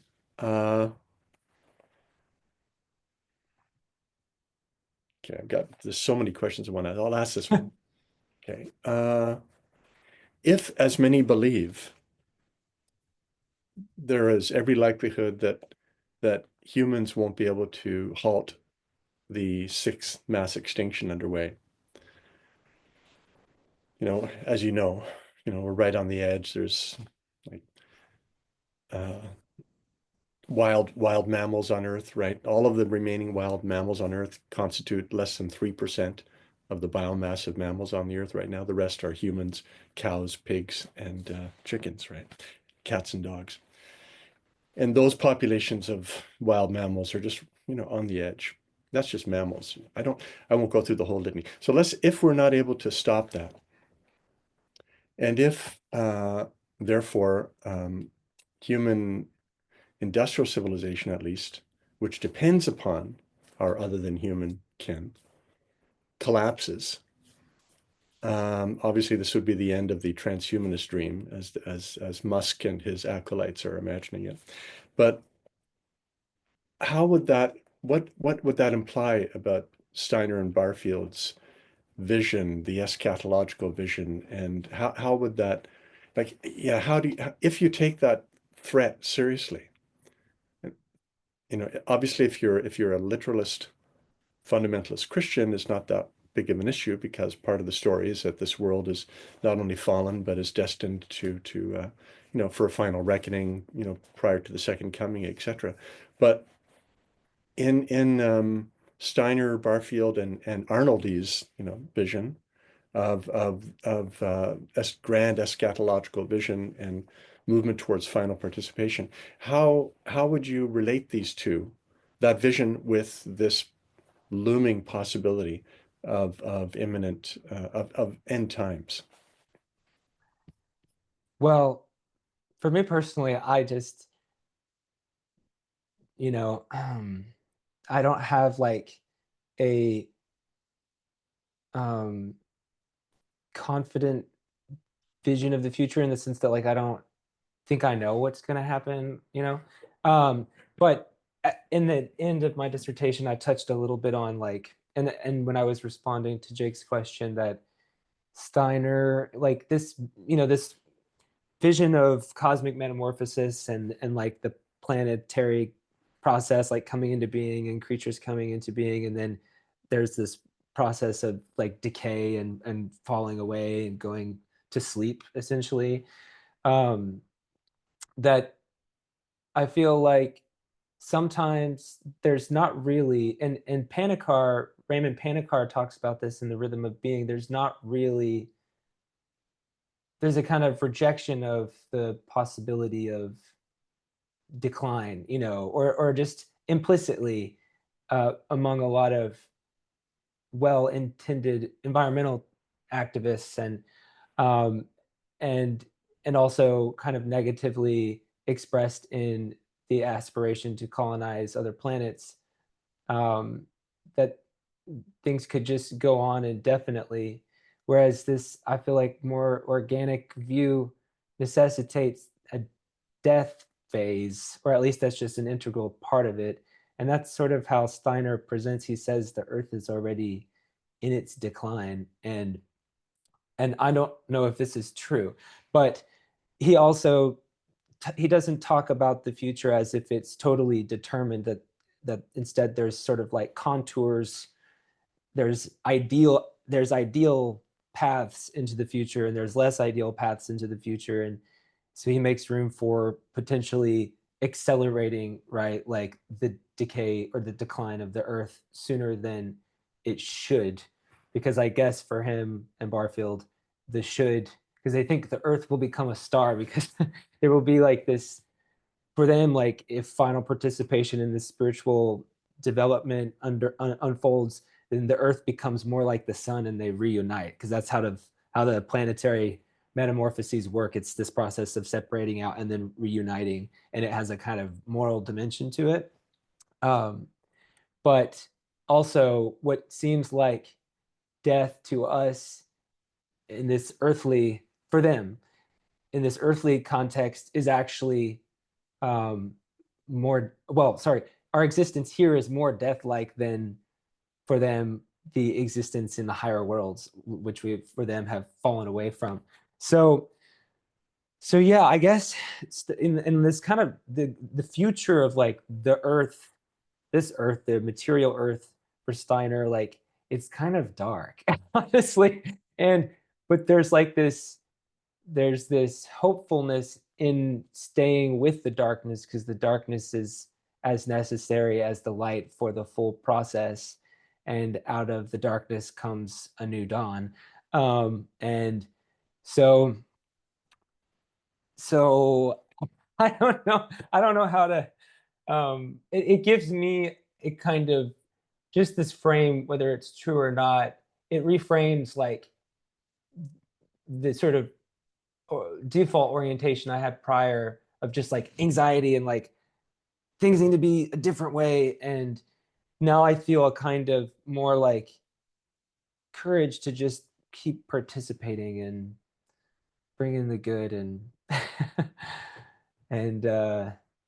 and being humble about, maybe, like I said, like these and he kind of suggests this, that there will be a merging of the human and the machine, that's necessary because of the dying of the earth, necessary to like maintain human existence on the earth until the time is up. So, yeah, so that's, yeah. Great. I heard a little echo of Mark's earlier point about the Trinitarian and Yes. cruciform pattern in what you were describing there. That there's the integral role of death in life is something that we flee from, but I hear you pointing to that as something that needs to be more firmly recognized and incorporated, even sort of meditated upon. Yes, exactly. Yes. Yeah. Sorry, Sean, I cut you off there. I didn't mean to. No, I was just going to thank you, Ashton, for your response, and also remembering that passage you quoted from Steiner about the spider beings. Oh my God. Yeah, it's scary. That was great. Anyway, I have more questions, but I'll maybe if we have a second round, we can get to them. Yeah, let's do. I have another question I'd like to ask. So let's start the second round. And this kind of builds on some of the last two questions. One of the real strengths of this dissertation is to have, as Mark said, to have given the anthroposophical context, especially a fairly rich dive into Steiner's cosmology, his cosmodrama, and you develop that in a really significant and very fulsome way, and then you draw on it, I think, alongside Barfield a lot in your coda when you're addressing contemporary issues. And I think that's very powerful, and that is also deeply Barfieldian in that, you know, we know that Barfield was immersed in Steiner's work and writings and thought with them a lot. There's also, though, an aspect that I often think of Barfield's relationship to Steiner as a little bit like Friedrich Schelling's relationship to Jakob Böhme, in that Barfield reads Steiner and he assimilates him, and then he reproduces Steiner's insights in alongside Barfield's own insights in a way that doesn't require the high price of entry that Steiner's own texts and proclamations and so forth do, right? Like, so you can read Barfield and not buy into all of the claims Steiner makes, and really not even have to wrestle with very many of them. And so I guess what I'm saying is that part of Barfield's appeal seems to me to be that he doesn't depend on Steiner's more unverifiable claims, and that Barfield is trying to take what he can really argue with and ground in Steiner's. He's trying to take what can be grounded in a broader conversation and make that public. So I wonder how you, in your own role as a scholar and as an advocate for Barfieldian ways of thinking and being, how do you navigate that tension? And do you see a way to articulate Barfield's insights without necessarily requiring commitment to or knowledge of Steiner's broader claims? Well, so as I read more of Barfield's essays, and first, so for example, there's this great essay that I know you love very much on imagination and the harp and the camera, and he talks about inspiration there in a way that I was so excited to discover, because he's talking about basically communing with intelligences.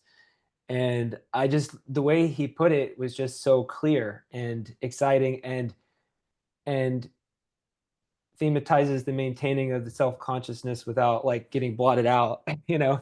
And then later, and that was before I had read Steiner, but then I read Steiner, and then I had like this broader background for understanding. I thought Barfield, and of course he's there's some people who say that Barfield just got everything from Steiner, which is totally false. And so he's introducing his own perspective and articulating things further. But I thought, because I hadn't read Steiner, that I didn't have that background context for Steiner's whole like sequence of cognitive evolution, right? Imagination, inspiration, and intuition.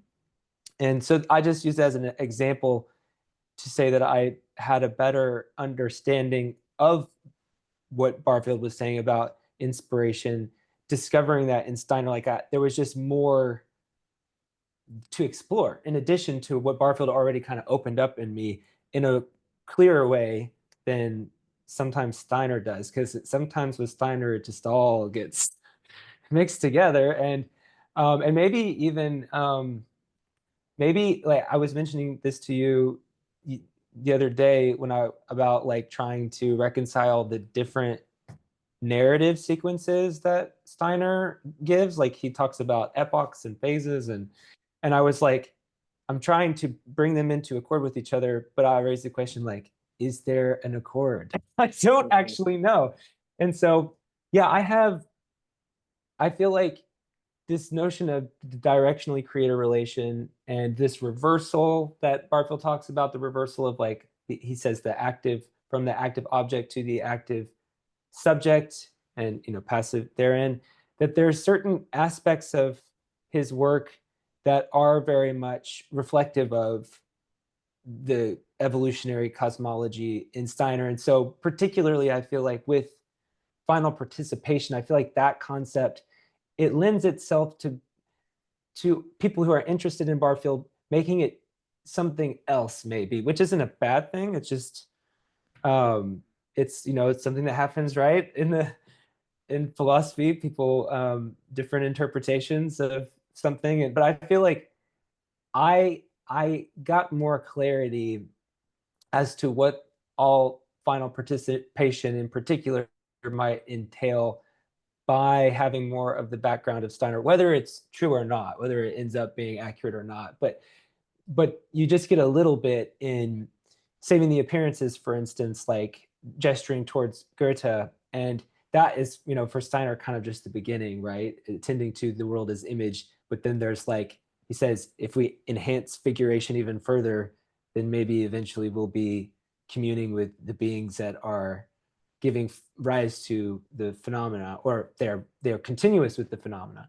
And so, like, for example, also like just those enigmatic moments in this is very kind of particular for those who haven't read Saving the Appearances, but in Saving the Appearances, when he's talking about the particles and the unrepresented and what is below, like what's back there.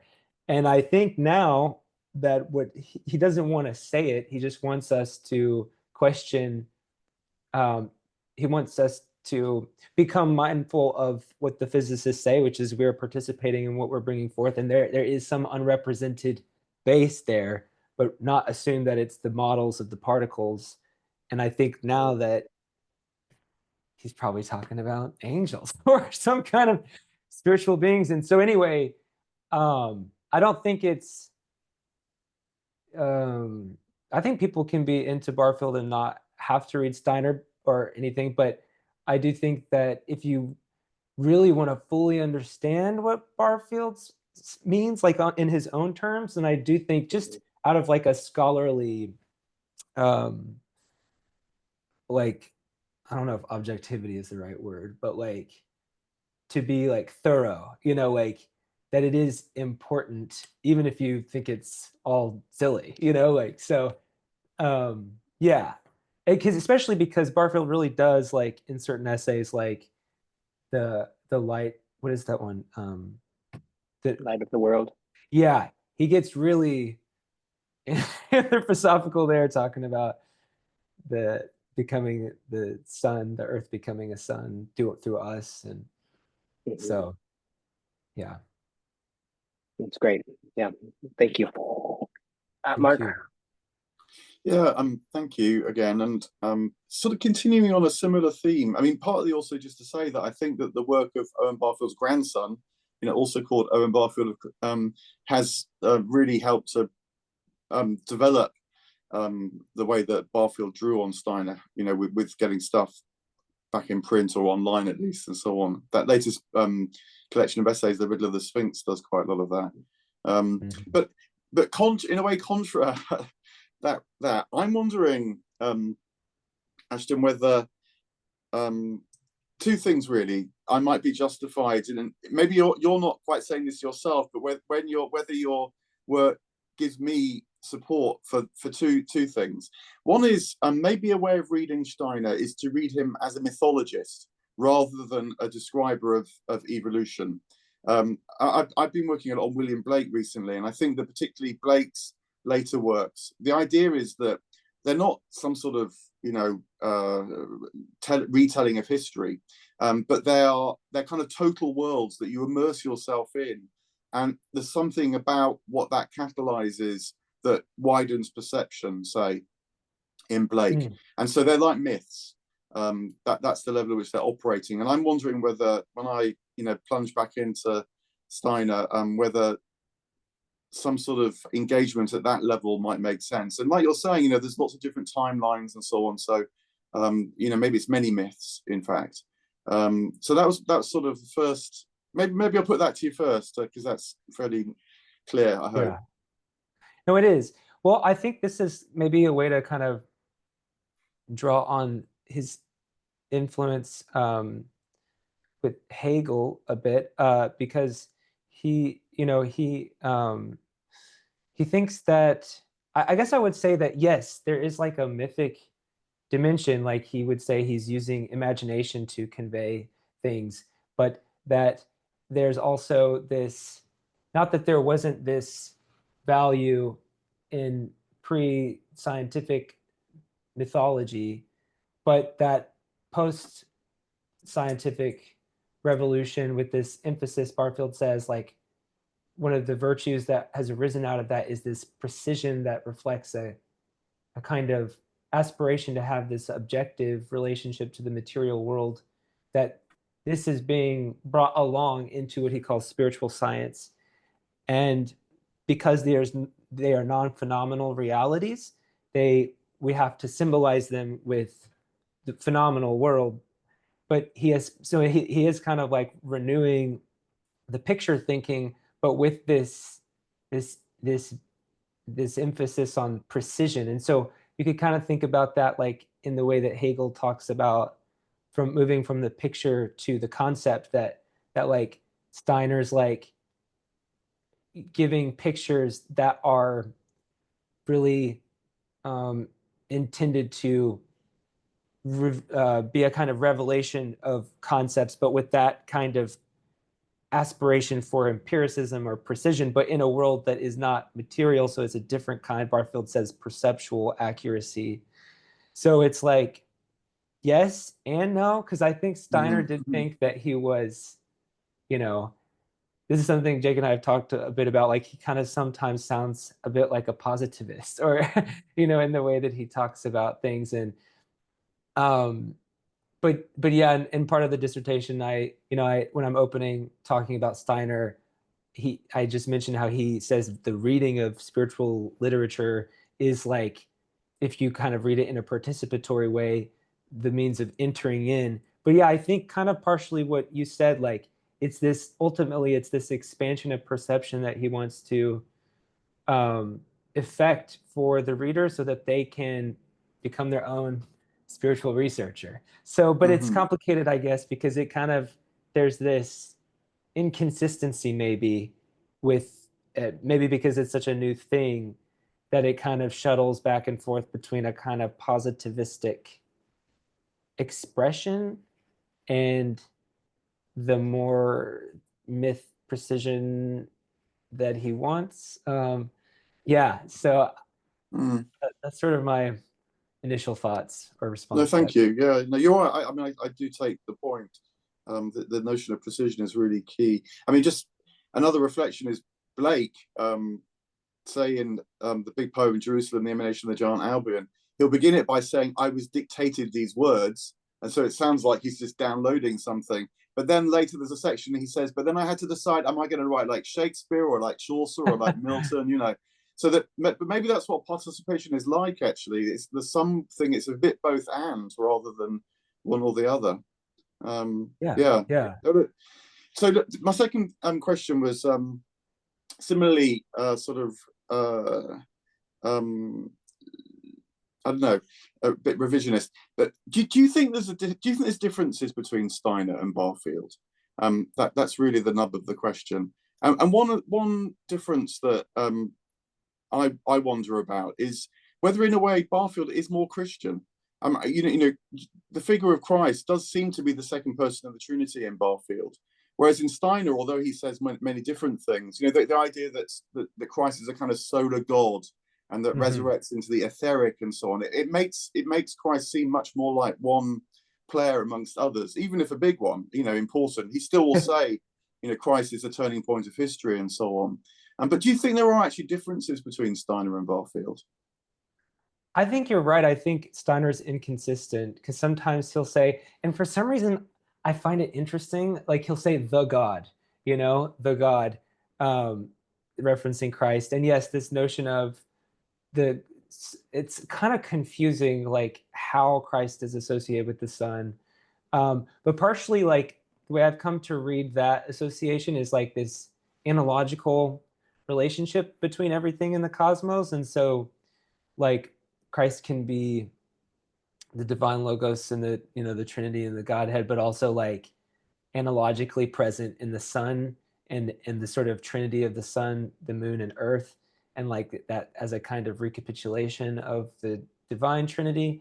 But also, as I touched on in the part where I talk about Steiner's racism, there's a unpublished lecture where he says something like white skin predisposes people to be more fit to receive the Christ impulse and it's individuating. And I just find that very unchristian. And yeah, I think Barfield is more consistent as a Christian in his thinking than Steiner. And Steiner sometimes, yes, it does seem sometimes like Christ is like a very high God, but a God among gods. But I also think that I like to think of, you know, the Christ as the second person of the Trinity and maintain that. And I also like personally just like this talk of many gods, you know, but not in a way that diminishes the Trinity, but that fans out from the Trinity. And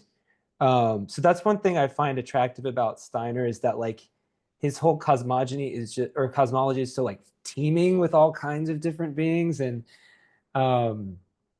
so I would say that that Barfield and Steiner are different in that way, and I do think Steiner is even a bit more, I feel like some anthroposophists would really like not like this, but he sounds like the way he talks about the future of the earth, like Barfield doesn't really go there like quite like that, like the merging with the machine. Like Barfield doesn't ever really talk about that. So there's distinction there too. And there is that in that dialogue, Worlds Apart, the Sanderson character, who we could say maybe represents Barfield, in that he's got like 3 tiers of how he relates to what Steiner said, and the third tier is, I don't know what to say about that. so maybe, yeah. I remember reading that and being very relieved. Yeah.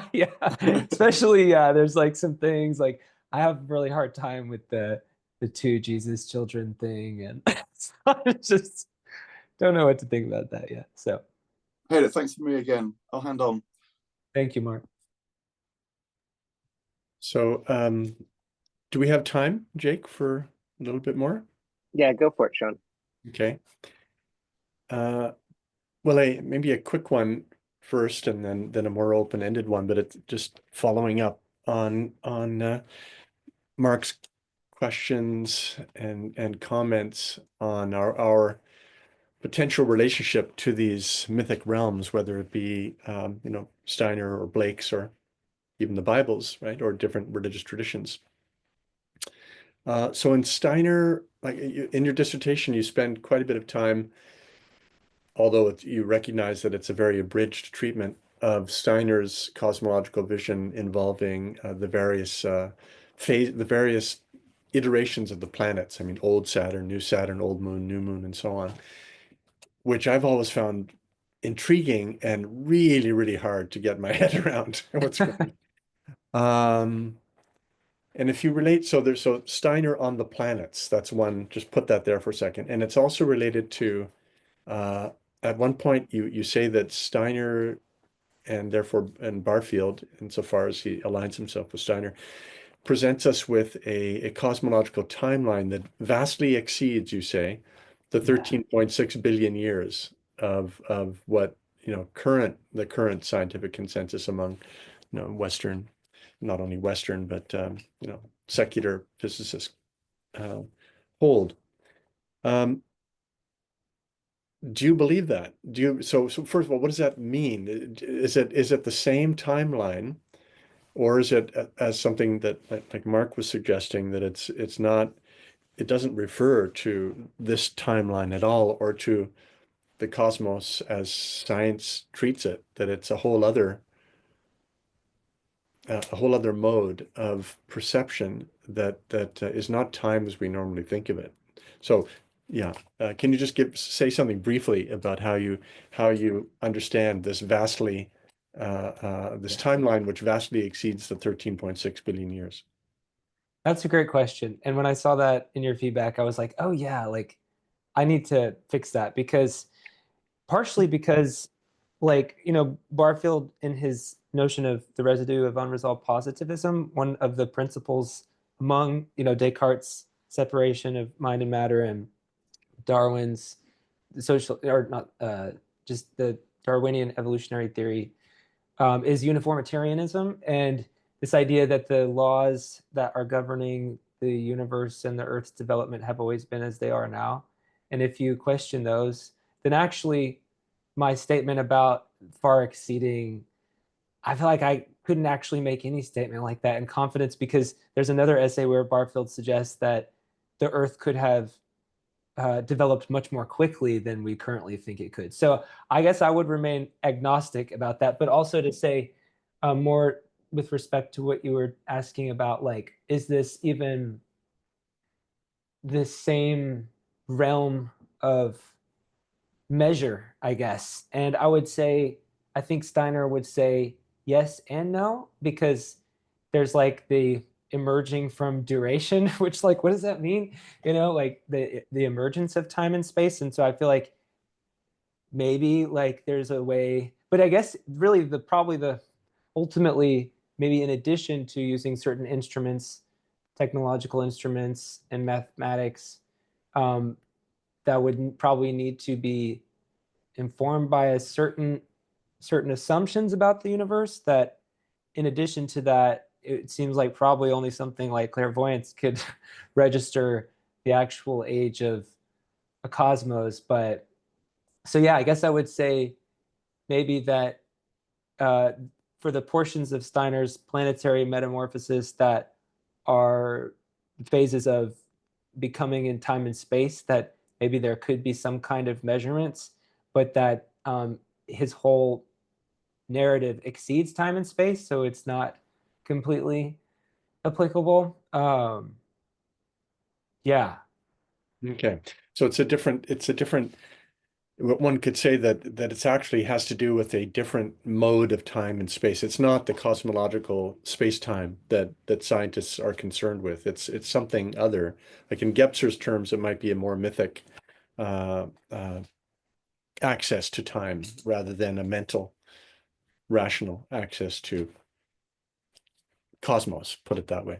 All right, so thank you. That's good. To be continued. Okay, cool. You might say just one final question from me then.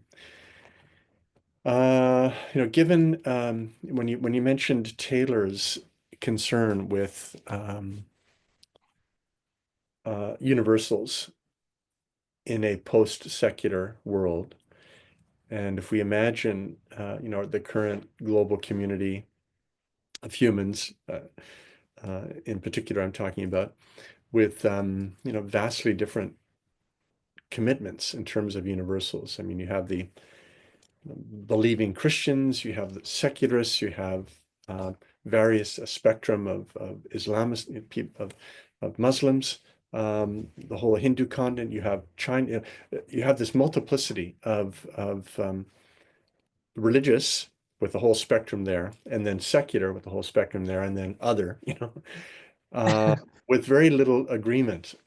So I'm wondering, how might you see, like, what would you take from what you have gained in your study and other people who might benefit from your study? What could they take from that to answer Taylor's call, other than simply not proselytizing, or what's the word I'm looking for? Charisma. What's the verb for charisma? I don't know what it is. Without charismatizing, without evangelizing, as it were, even Steiner and Barfield's position. What might they take from your study that could contribute? What would it look like in this common sort of agora where people are looking for what I call well, maybe I'm answering my own question, a concrete universal, rather than a particularly a universal which is emically attached to a particular worldview?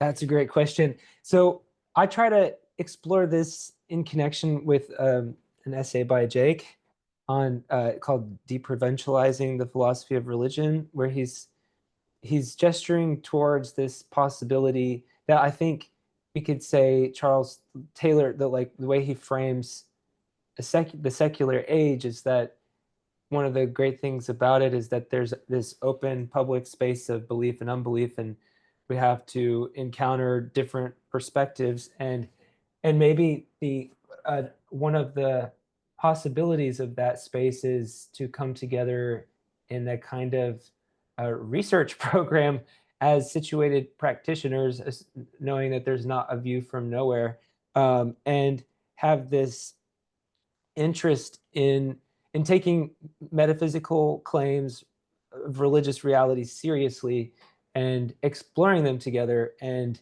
he calls it a global critical approach, where there's this receptivity to like revision and dialogue. And so, like for Steiner and Barfield, like the incarnation is like a fact. So it's like something they don't think of as like necessarily competing with other revelations, unless there is some kind of obvious like negation. But so that there can be multiple religious claims that are true. And so, yeah, I guess, and this is, I try to frame Barfield as an example of this, as someone who's part of the anthroposophical movement and like kind of streaming from theosophy, even though they have their own, you could say anthroposophy constitutes a kind of religion in a way, and theosophy as well. But there's a kind of, among theosophists, a lot more heterogeneity, it seems. But that they represent, like in the 20th century, this aspiration to have a kind of global research project into spiritual realities. And so that's kind of and that's why I feel like I was drawn to PCC, because I feel PCC embodies that as well. And so that there might be some possibility of consensus, but between traditions on important things in the future. And just, yeah, so that's sort of my, and I feel like, yeah, emphasizing the participatory nature of these claims of religious realities is important. Yeah, so that's my response there. Thank you. Thank you, Ashton. Thank you. Sean or Mark, do either of you have additional questions, or should we retire to our breakout room? I think for now, I'm good. What Yep. about you? Okay, yeah, I'm eager to carry on more of a discussion with Ashton in the future, but for now, Lily, can I ask you to put us into a breakout room and leave you to moderate? Thanks. We'll be back. Yep. And I will also open up the chat now. Just give me a second. Hey, friends. Good to see you all. Thank you for being here. Okay, chat is enabled. And if anybody wants to ask questions, you can use the raise hand function. You can put things into the chat. Thanks, Alexis. I'm going to get some water just real quick. It's just Yeah. right there.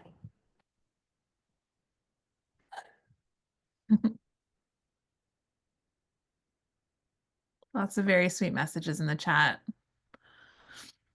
Everybody's been holding back, waiting this moment to say, you did amazing. It really was. Thank you all. Thank you all. Means a lot.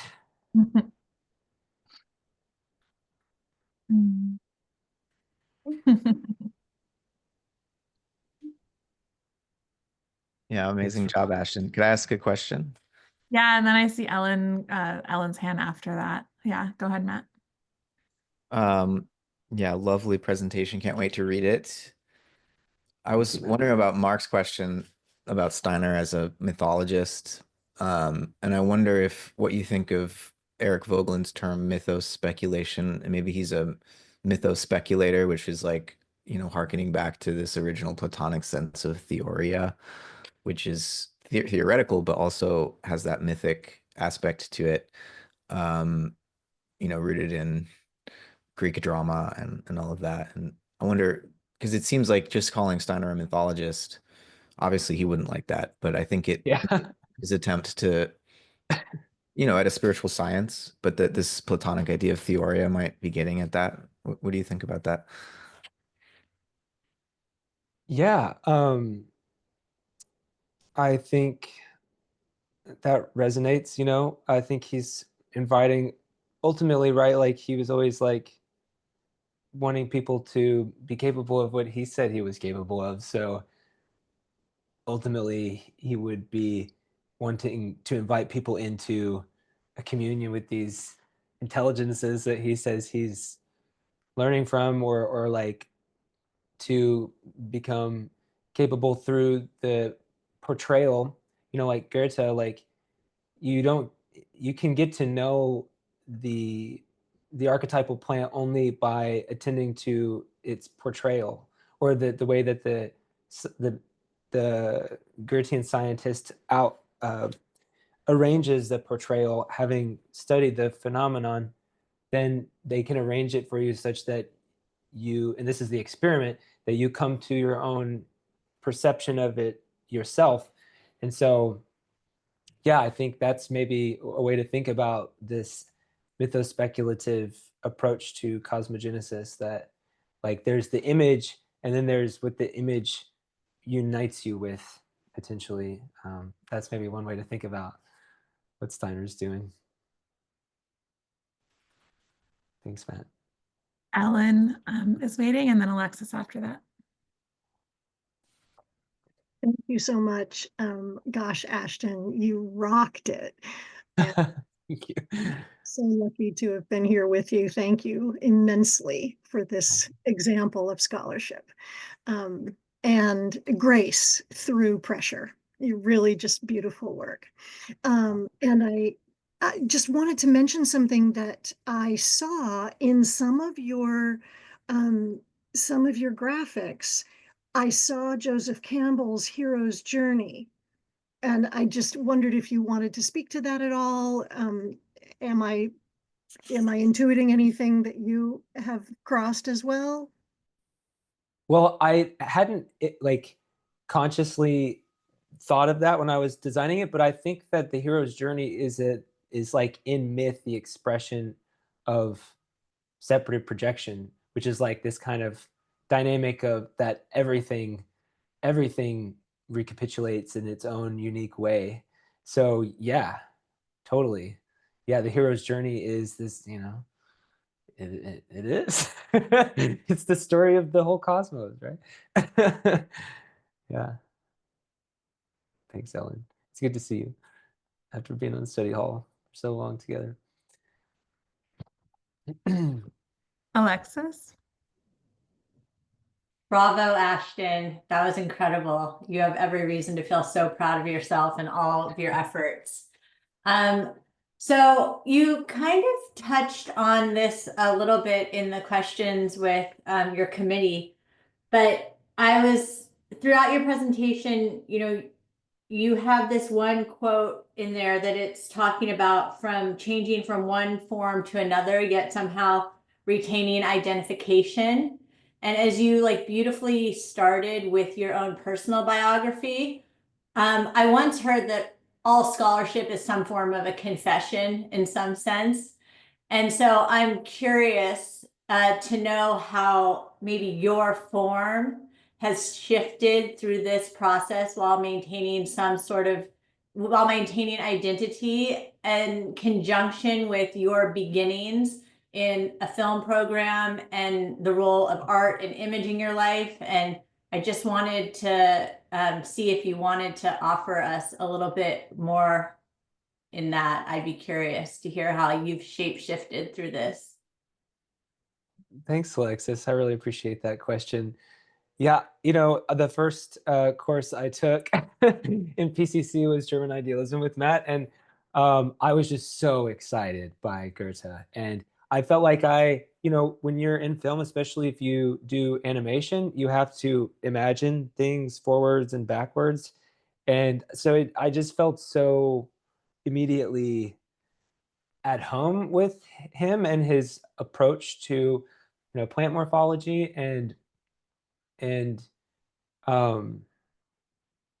just the imagination in general. And I mean, and Barfield's work too, because he has this notion of collective representations that are mediated by our language. What we perceive, our imaginary, is not just like something there, but is bound up with our cultural artifacts. And I feel like that's such a powerful thing to be aware of as an artist. Like it gives you a really a big responsibility, you know, if you're going to make anything. And yeah, I feel like this process of being in PCC, I've learned so many new things and broadened so much, and I'm so grateful for this program and our professors and all our friends and alumni, fellow students. And I feel like there were some intuitions with me from the beginning that I've been empowered and to articulate through this whole process. And I remember actually hanging out with Becca and Matt my first year here, and I was talking about what I was interested in, and Becca was like, "You should read Barfield's Poetic Diction. I think you would I think you would like Barfield." I haven't forgotten that. So anyway, thank you for that question, Alexis. Daria? Hey, Ashton, thank you so much. This was so beautiful, so inspiring, and I really appreciate how in all of your scholarship, you could feel so much of you in it. Like I could really feel how these texts and these ideas transformed you and how, you know, you transformed them. And just wanted to say my appreciation for that. I have a couple of questions. One, I also really appreciated what you shared about how Barfield and Steiner's work kind of transformed your experience of the future. And there's just such graceful humility in the way you expressed yourself about these bigger processes that often leave us, or at least me, feeling very confused and lost. And I wanted to ask, in what other ways you felt transformed by these ideas, maybe in your like personal life, like how you relate to yourself? Is there some practices that you have started doing, or something that you think about day to day? I was curious about that. And then also there was mention of spider people. Yeah. I was curious what that was about, but maybe we can talk about that. Oh, I can reference that. Yeah. Reference it. Yeah.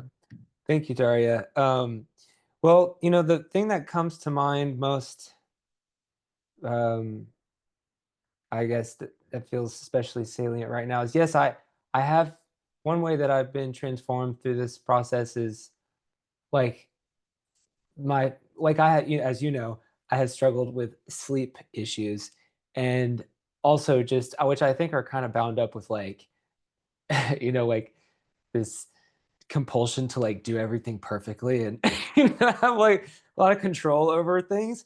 And I feel like I've learned, and like just this notion that like, and it's also kind of bound up with like health stuff, like kind of compulsion to be like really healthy, and but this broader perspective of like, I don't know, like beyond death, a higher life, and that there are always angels or higher beings or Christ or something that one can surrender to for strength has really helped me. It's really helped me. Yeah. So that, yes. And just humbled me too. Like, why are you freaking out right now? Like, it's just like too concerned with what other people think. Let go. And oh, the spider beings. This is one of Steiner's visions of the future, which is very much like the Matrix, basically, with the Matrix has sort of vision that there will be this brood, he says, of like spider-like beings that are between minerals and plants, but don't even have I mean, it sounds like some kind of machinic network, parasitizing the earth in the future. And that's like a vision of like a phase of the earth's decay. I continue the quote. It's very scary. Yeah, so that's what that comes from. Cool. Makes you really appreciate the present moment.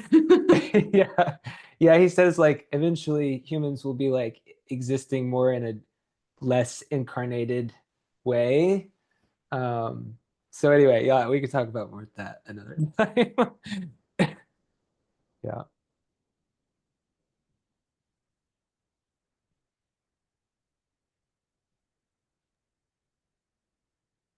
Any other questions for Ashton or congratulations? Or I know there's a bunch going on in the chat. I'll have to check that out. Yeah. Thank you all. I see Becca's hand. Hey, Becca. Hi, congratulations. Thank you. You might hear some little blah, blah, blahs in the background, so I apologize.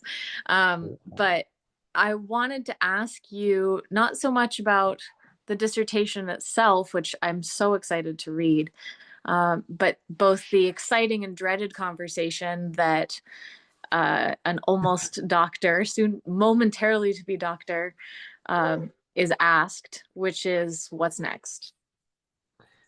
Thank you. Well, I just applied for this job at the Pacific School of Religion. We'll see. They need somebody to teach a course called Art and Religion in Digital Spaces, which I was like, that sounds so cool. So I would like to teach somewhere, and but I'm also going to start after, in May. I'm in a couple courses with Adam Ellenboss, as I mentioned, and so I'm excited to start practicing Hellenistic astrology and combination of archetypal and Hellenistic. And I'm also excited to have more time to make art and stuff, after all of this learning. And so that's kind of loosely what's on the horizon. We'll see. Yeah. That's great. You're one to watch. See where you go. Congratulations. And I'm so glad I recommended poetic diction to you. Yeah. Yeah.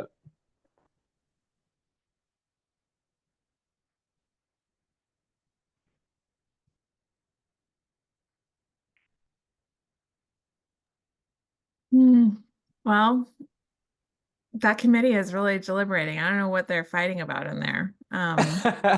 They're like, F. Hopefully it's all good things. Yeah. Fail.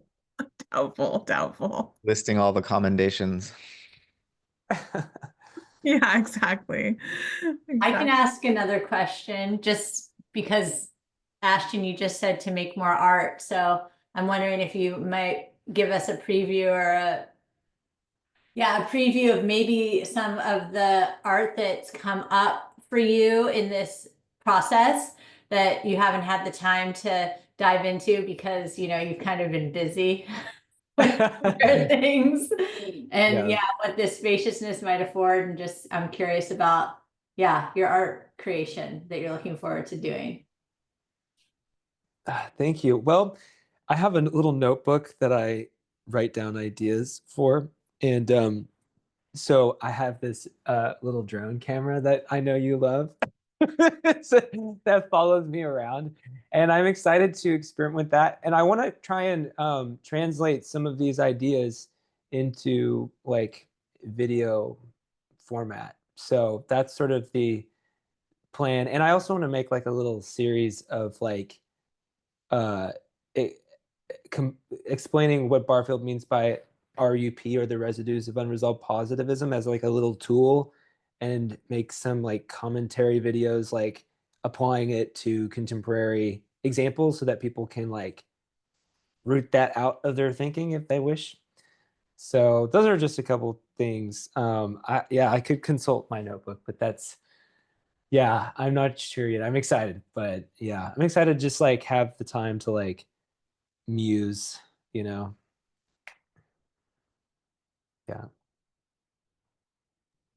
Daria?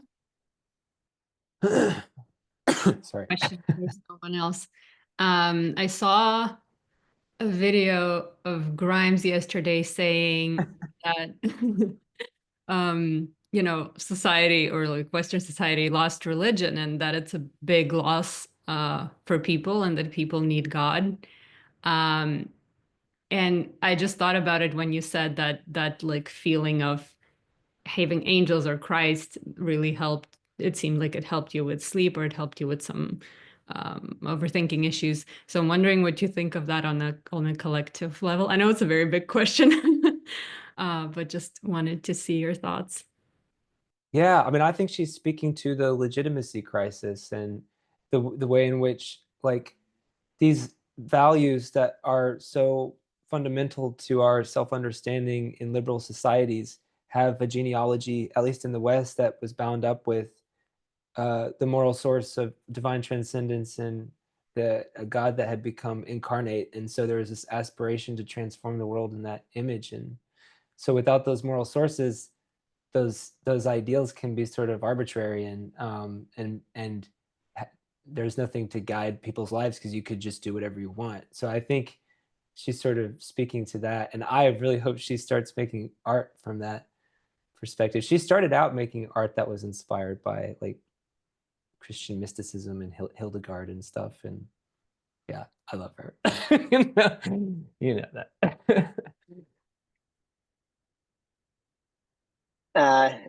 Hello, committee. I might be interrupting, but your committee has reappeared, and we've been deliberating amongst ourselves.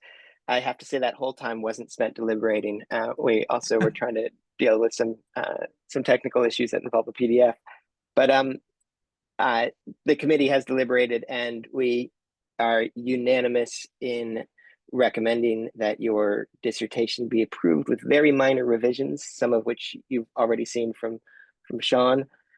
So can I first invite everybody here to join me in congratulating you, and I'll be the first also to call you, in anticipation of those minor revisions, Dr. Ashton Arnoldy. Congratulations. The committee was unanimous in thinking that this is just really an exceptional piece of work, and we're eager to see it also turned into a book at some point, and even and I think all of us would be happy to help in any way we can to see that happen too. So congratulations, Ashton. Fantastic work, not only on this dissertation but throughout your studies with us. This has been an exceptional run. Amen. Thank you so much. Wow, yeah, these have been really the best 8 years of my life, I would say. I'm so grateful. So thank you all so much. It's crazy. It's yeah, if we were, it's too bad if we were prior to Zoom and the pandemic and so on, you would be flooded with hugs right now. So I hope you can feel that. I feel the virtual hugs. Okay.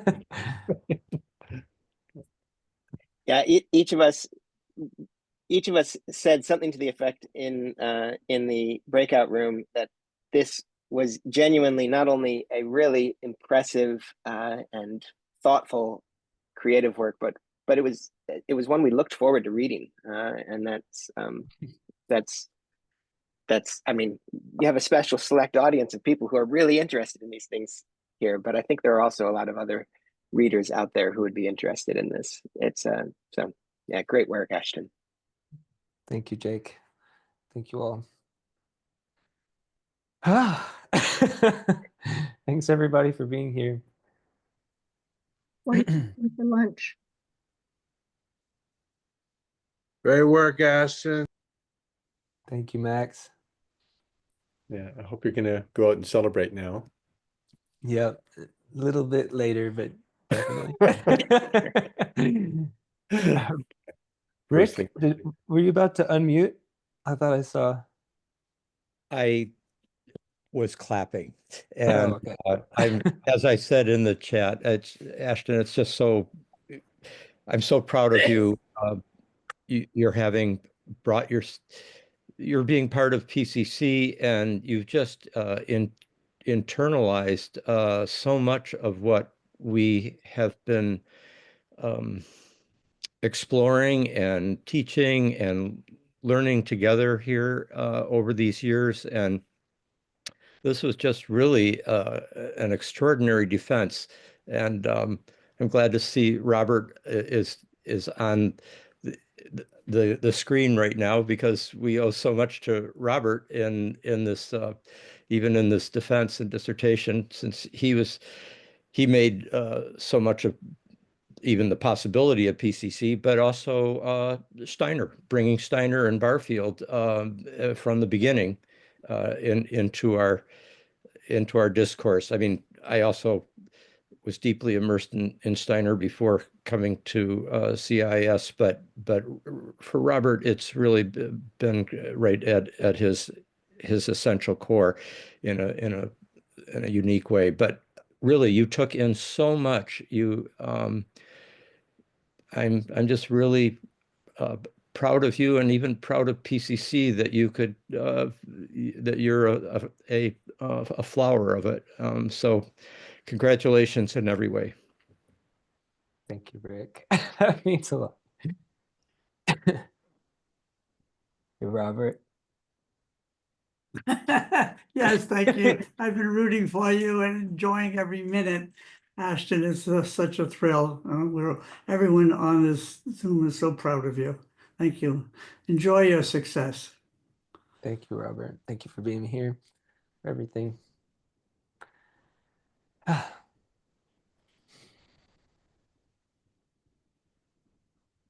Okay.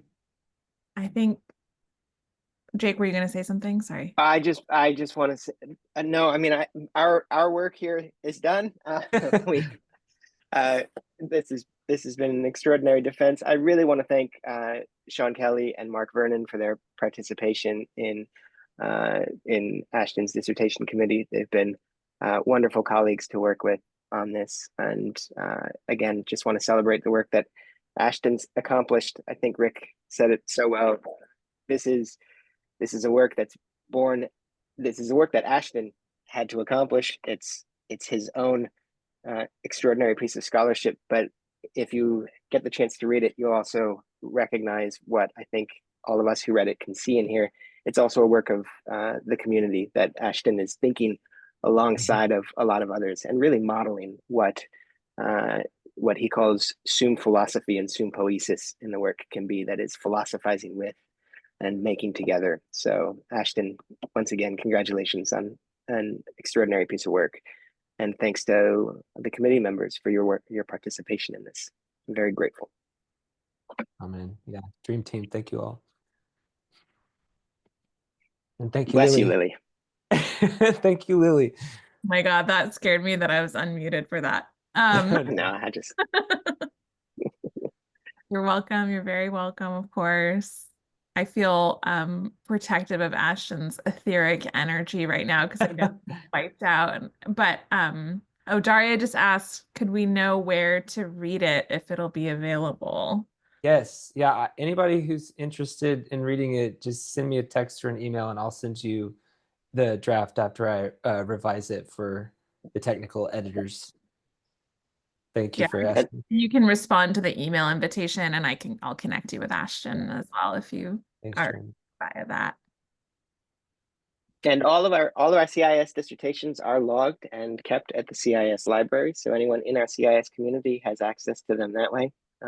But I expect this will also find a second life as a publication in due course. All right. Well, thank you, everybody. Thanks for everyone who came and participated. Thank you, Lily. Thanks to all my faculty colleagues. And once again, special congratulations to Dr. Ashton Arnoldy. Thank you. Much love to you all. Thank you. Congrats, Ashton. You did it. Congratulations. Woo. Congratulations. Zoom is so funny. Okay, I'm ending the meeting. Okay, love you. Bye. Bye.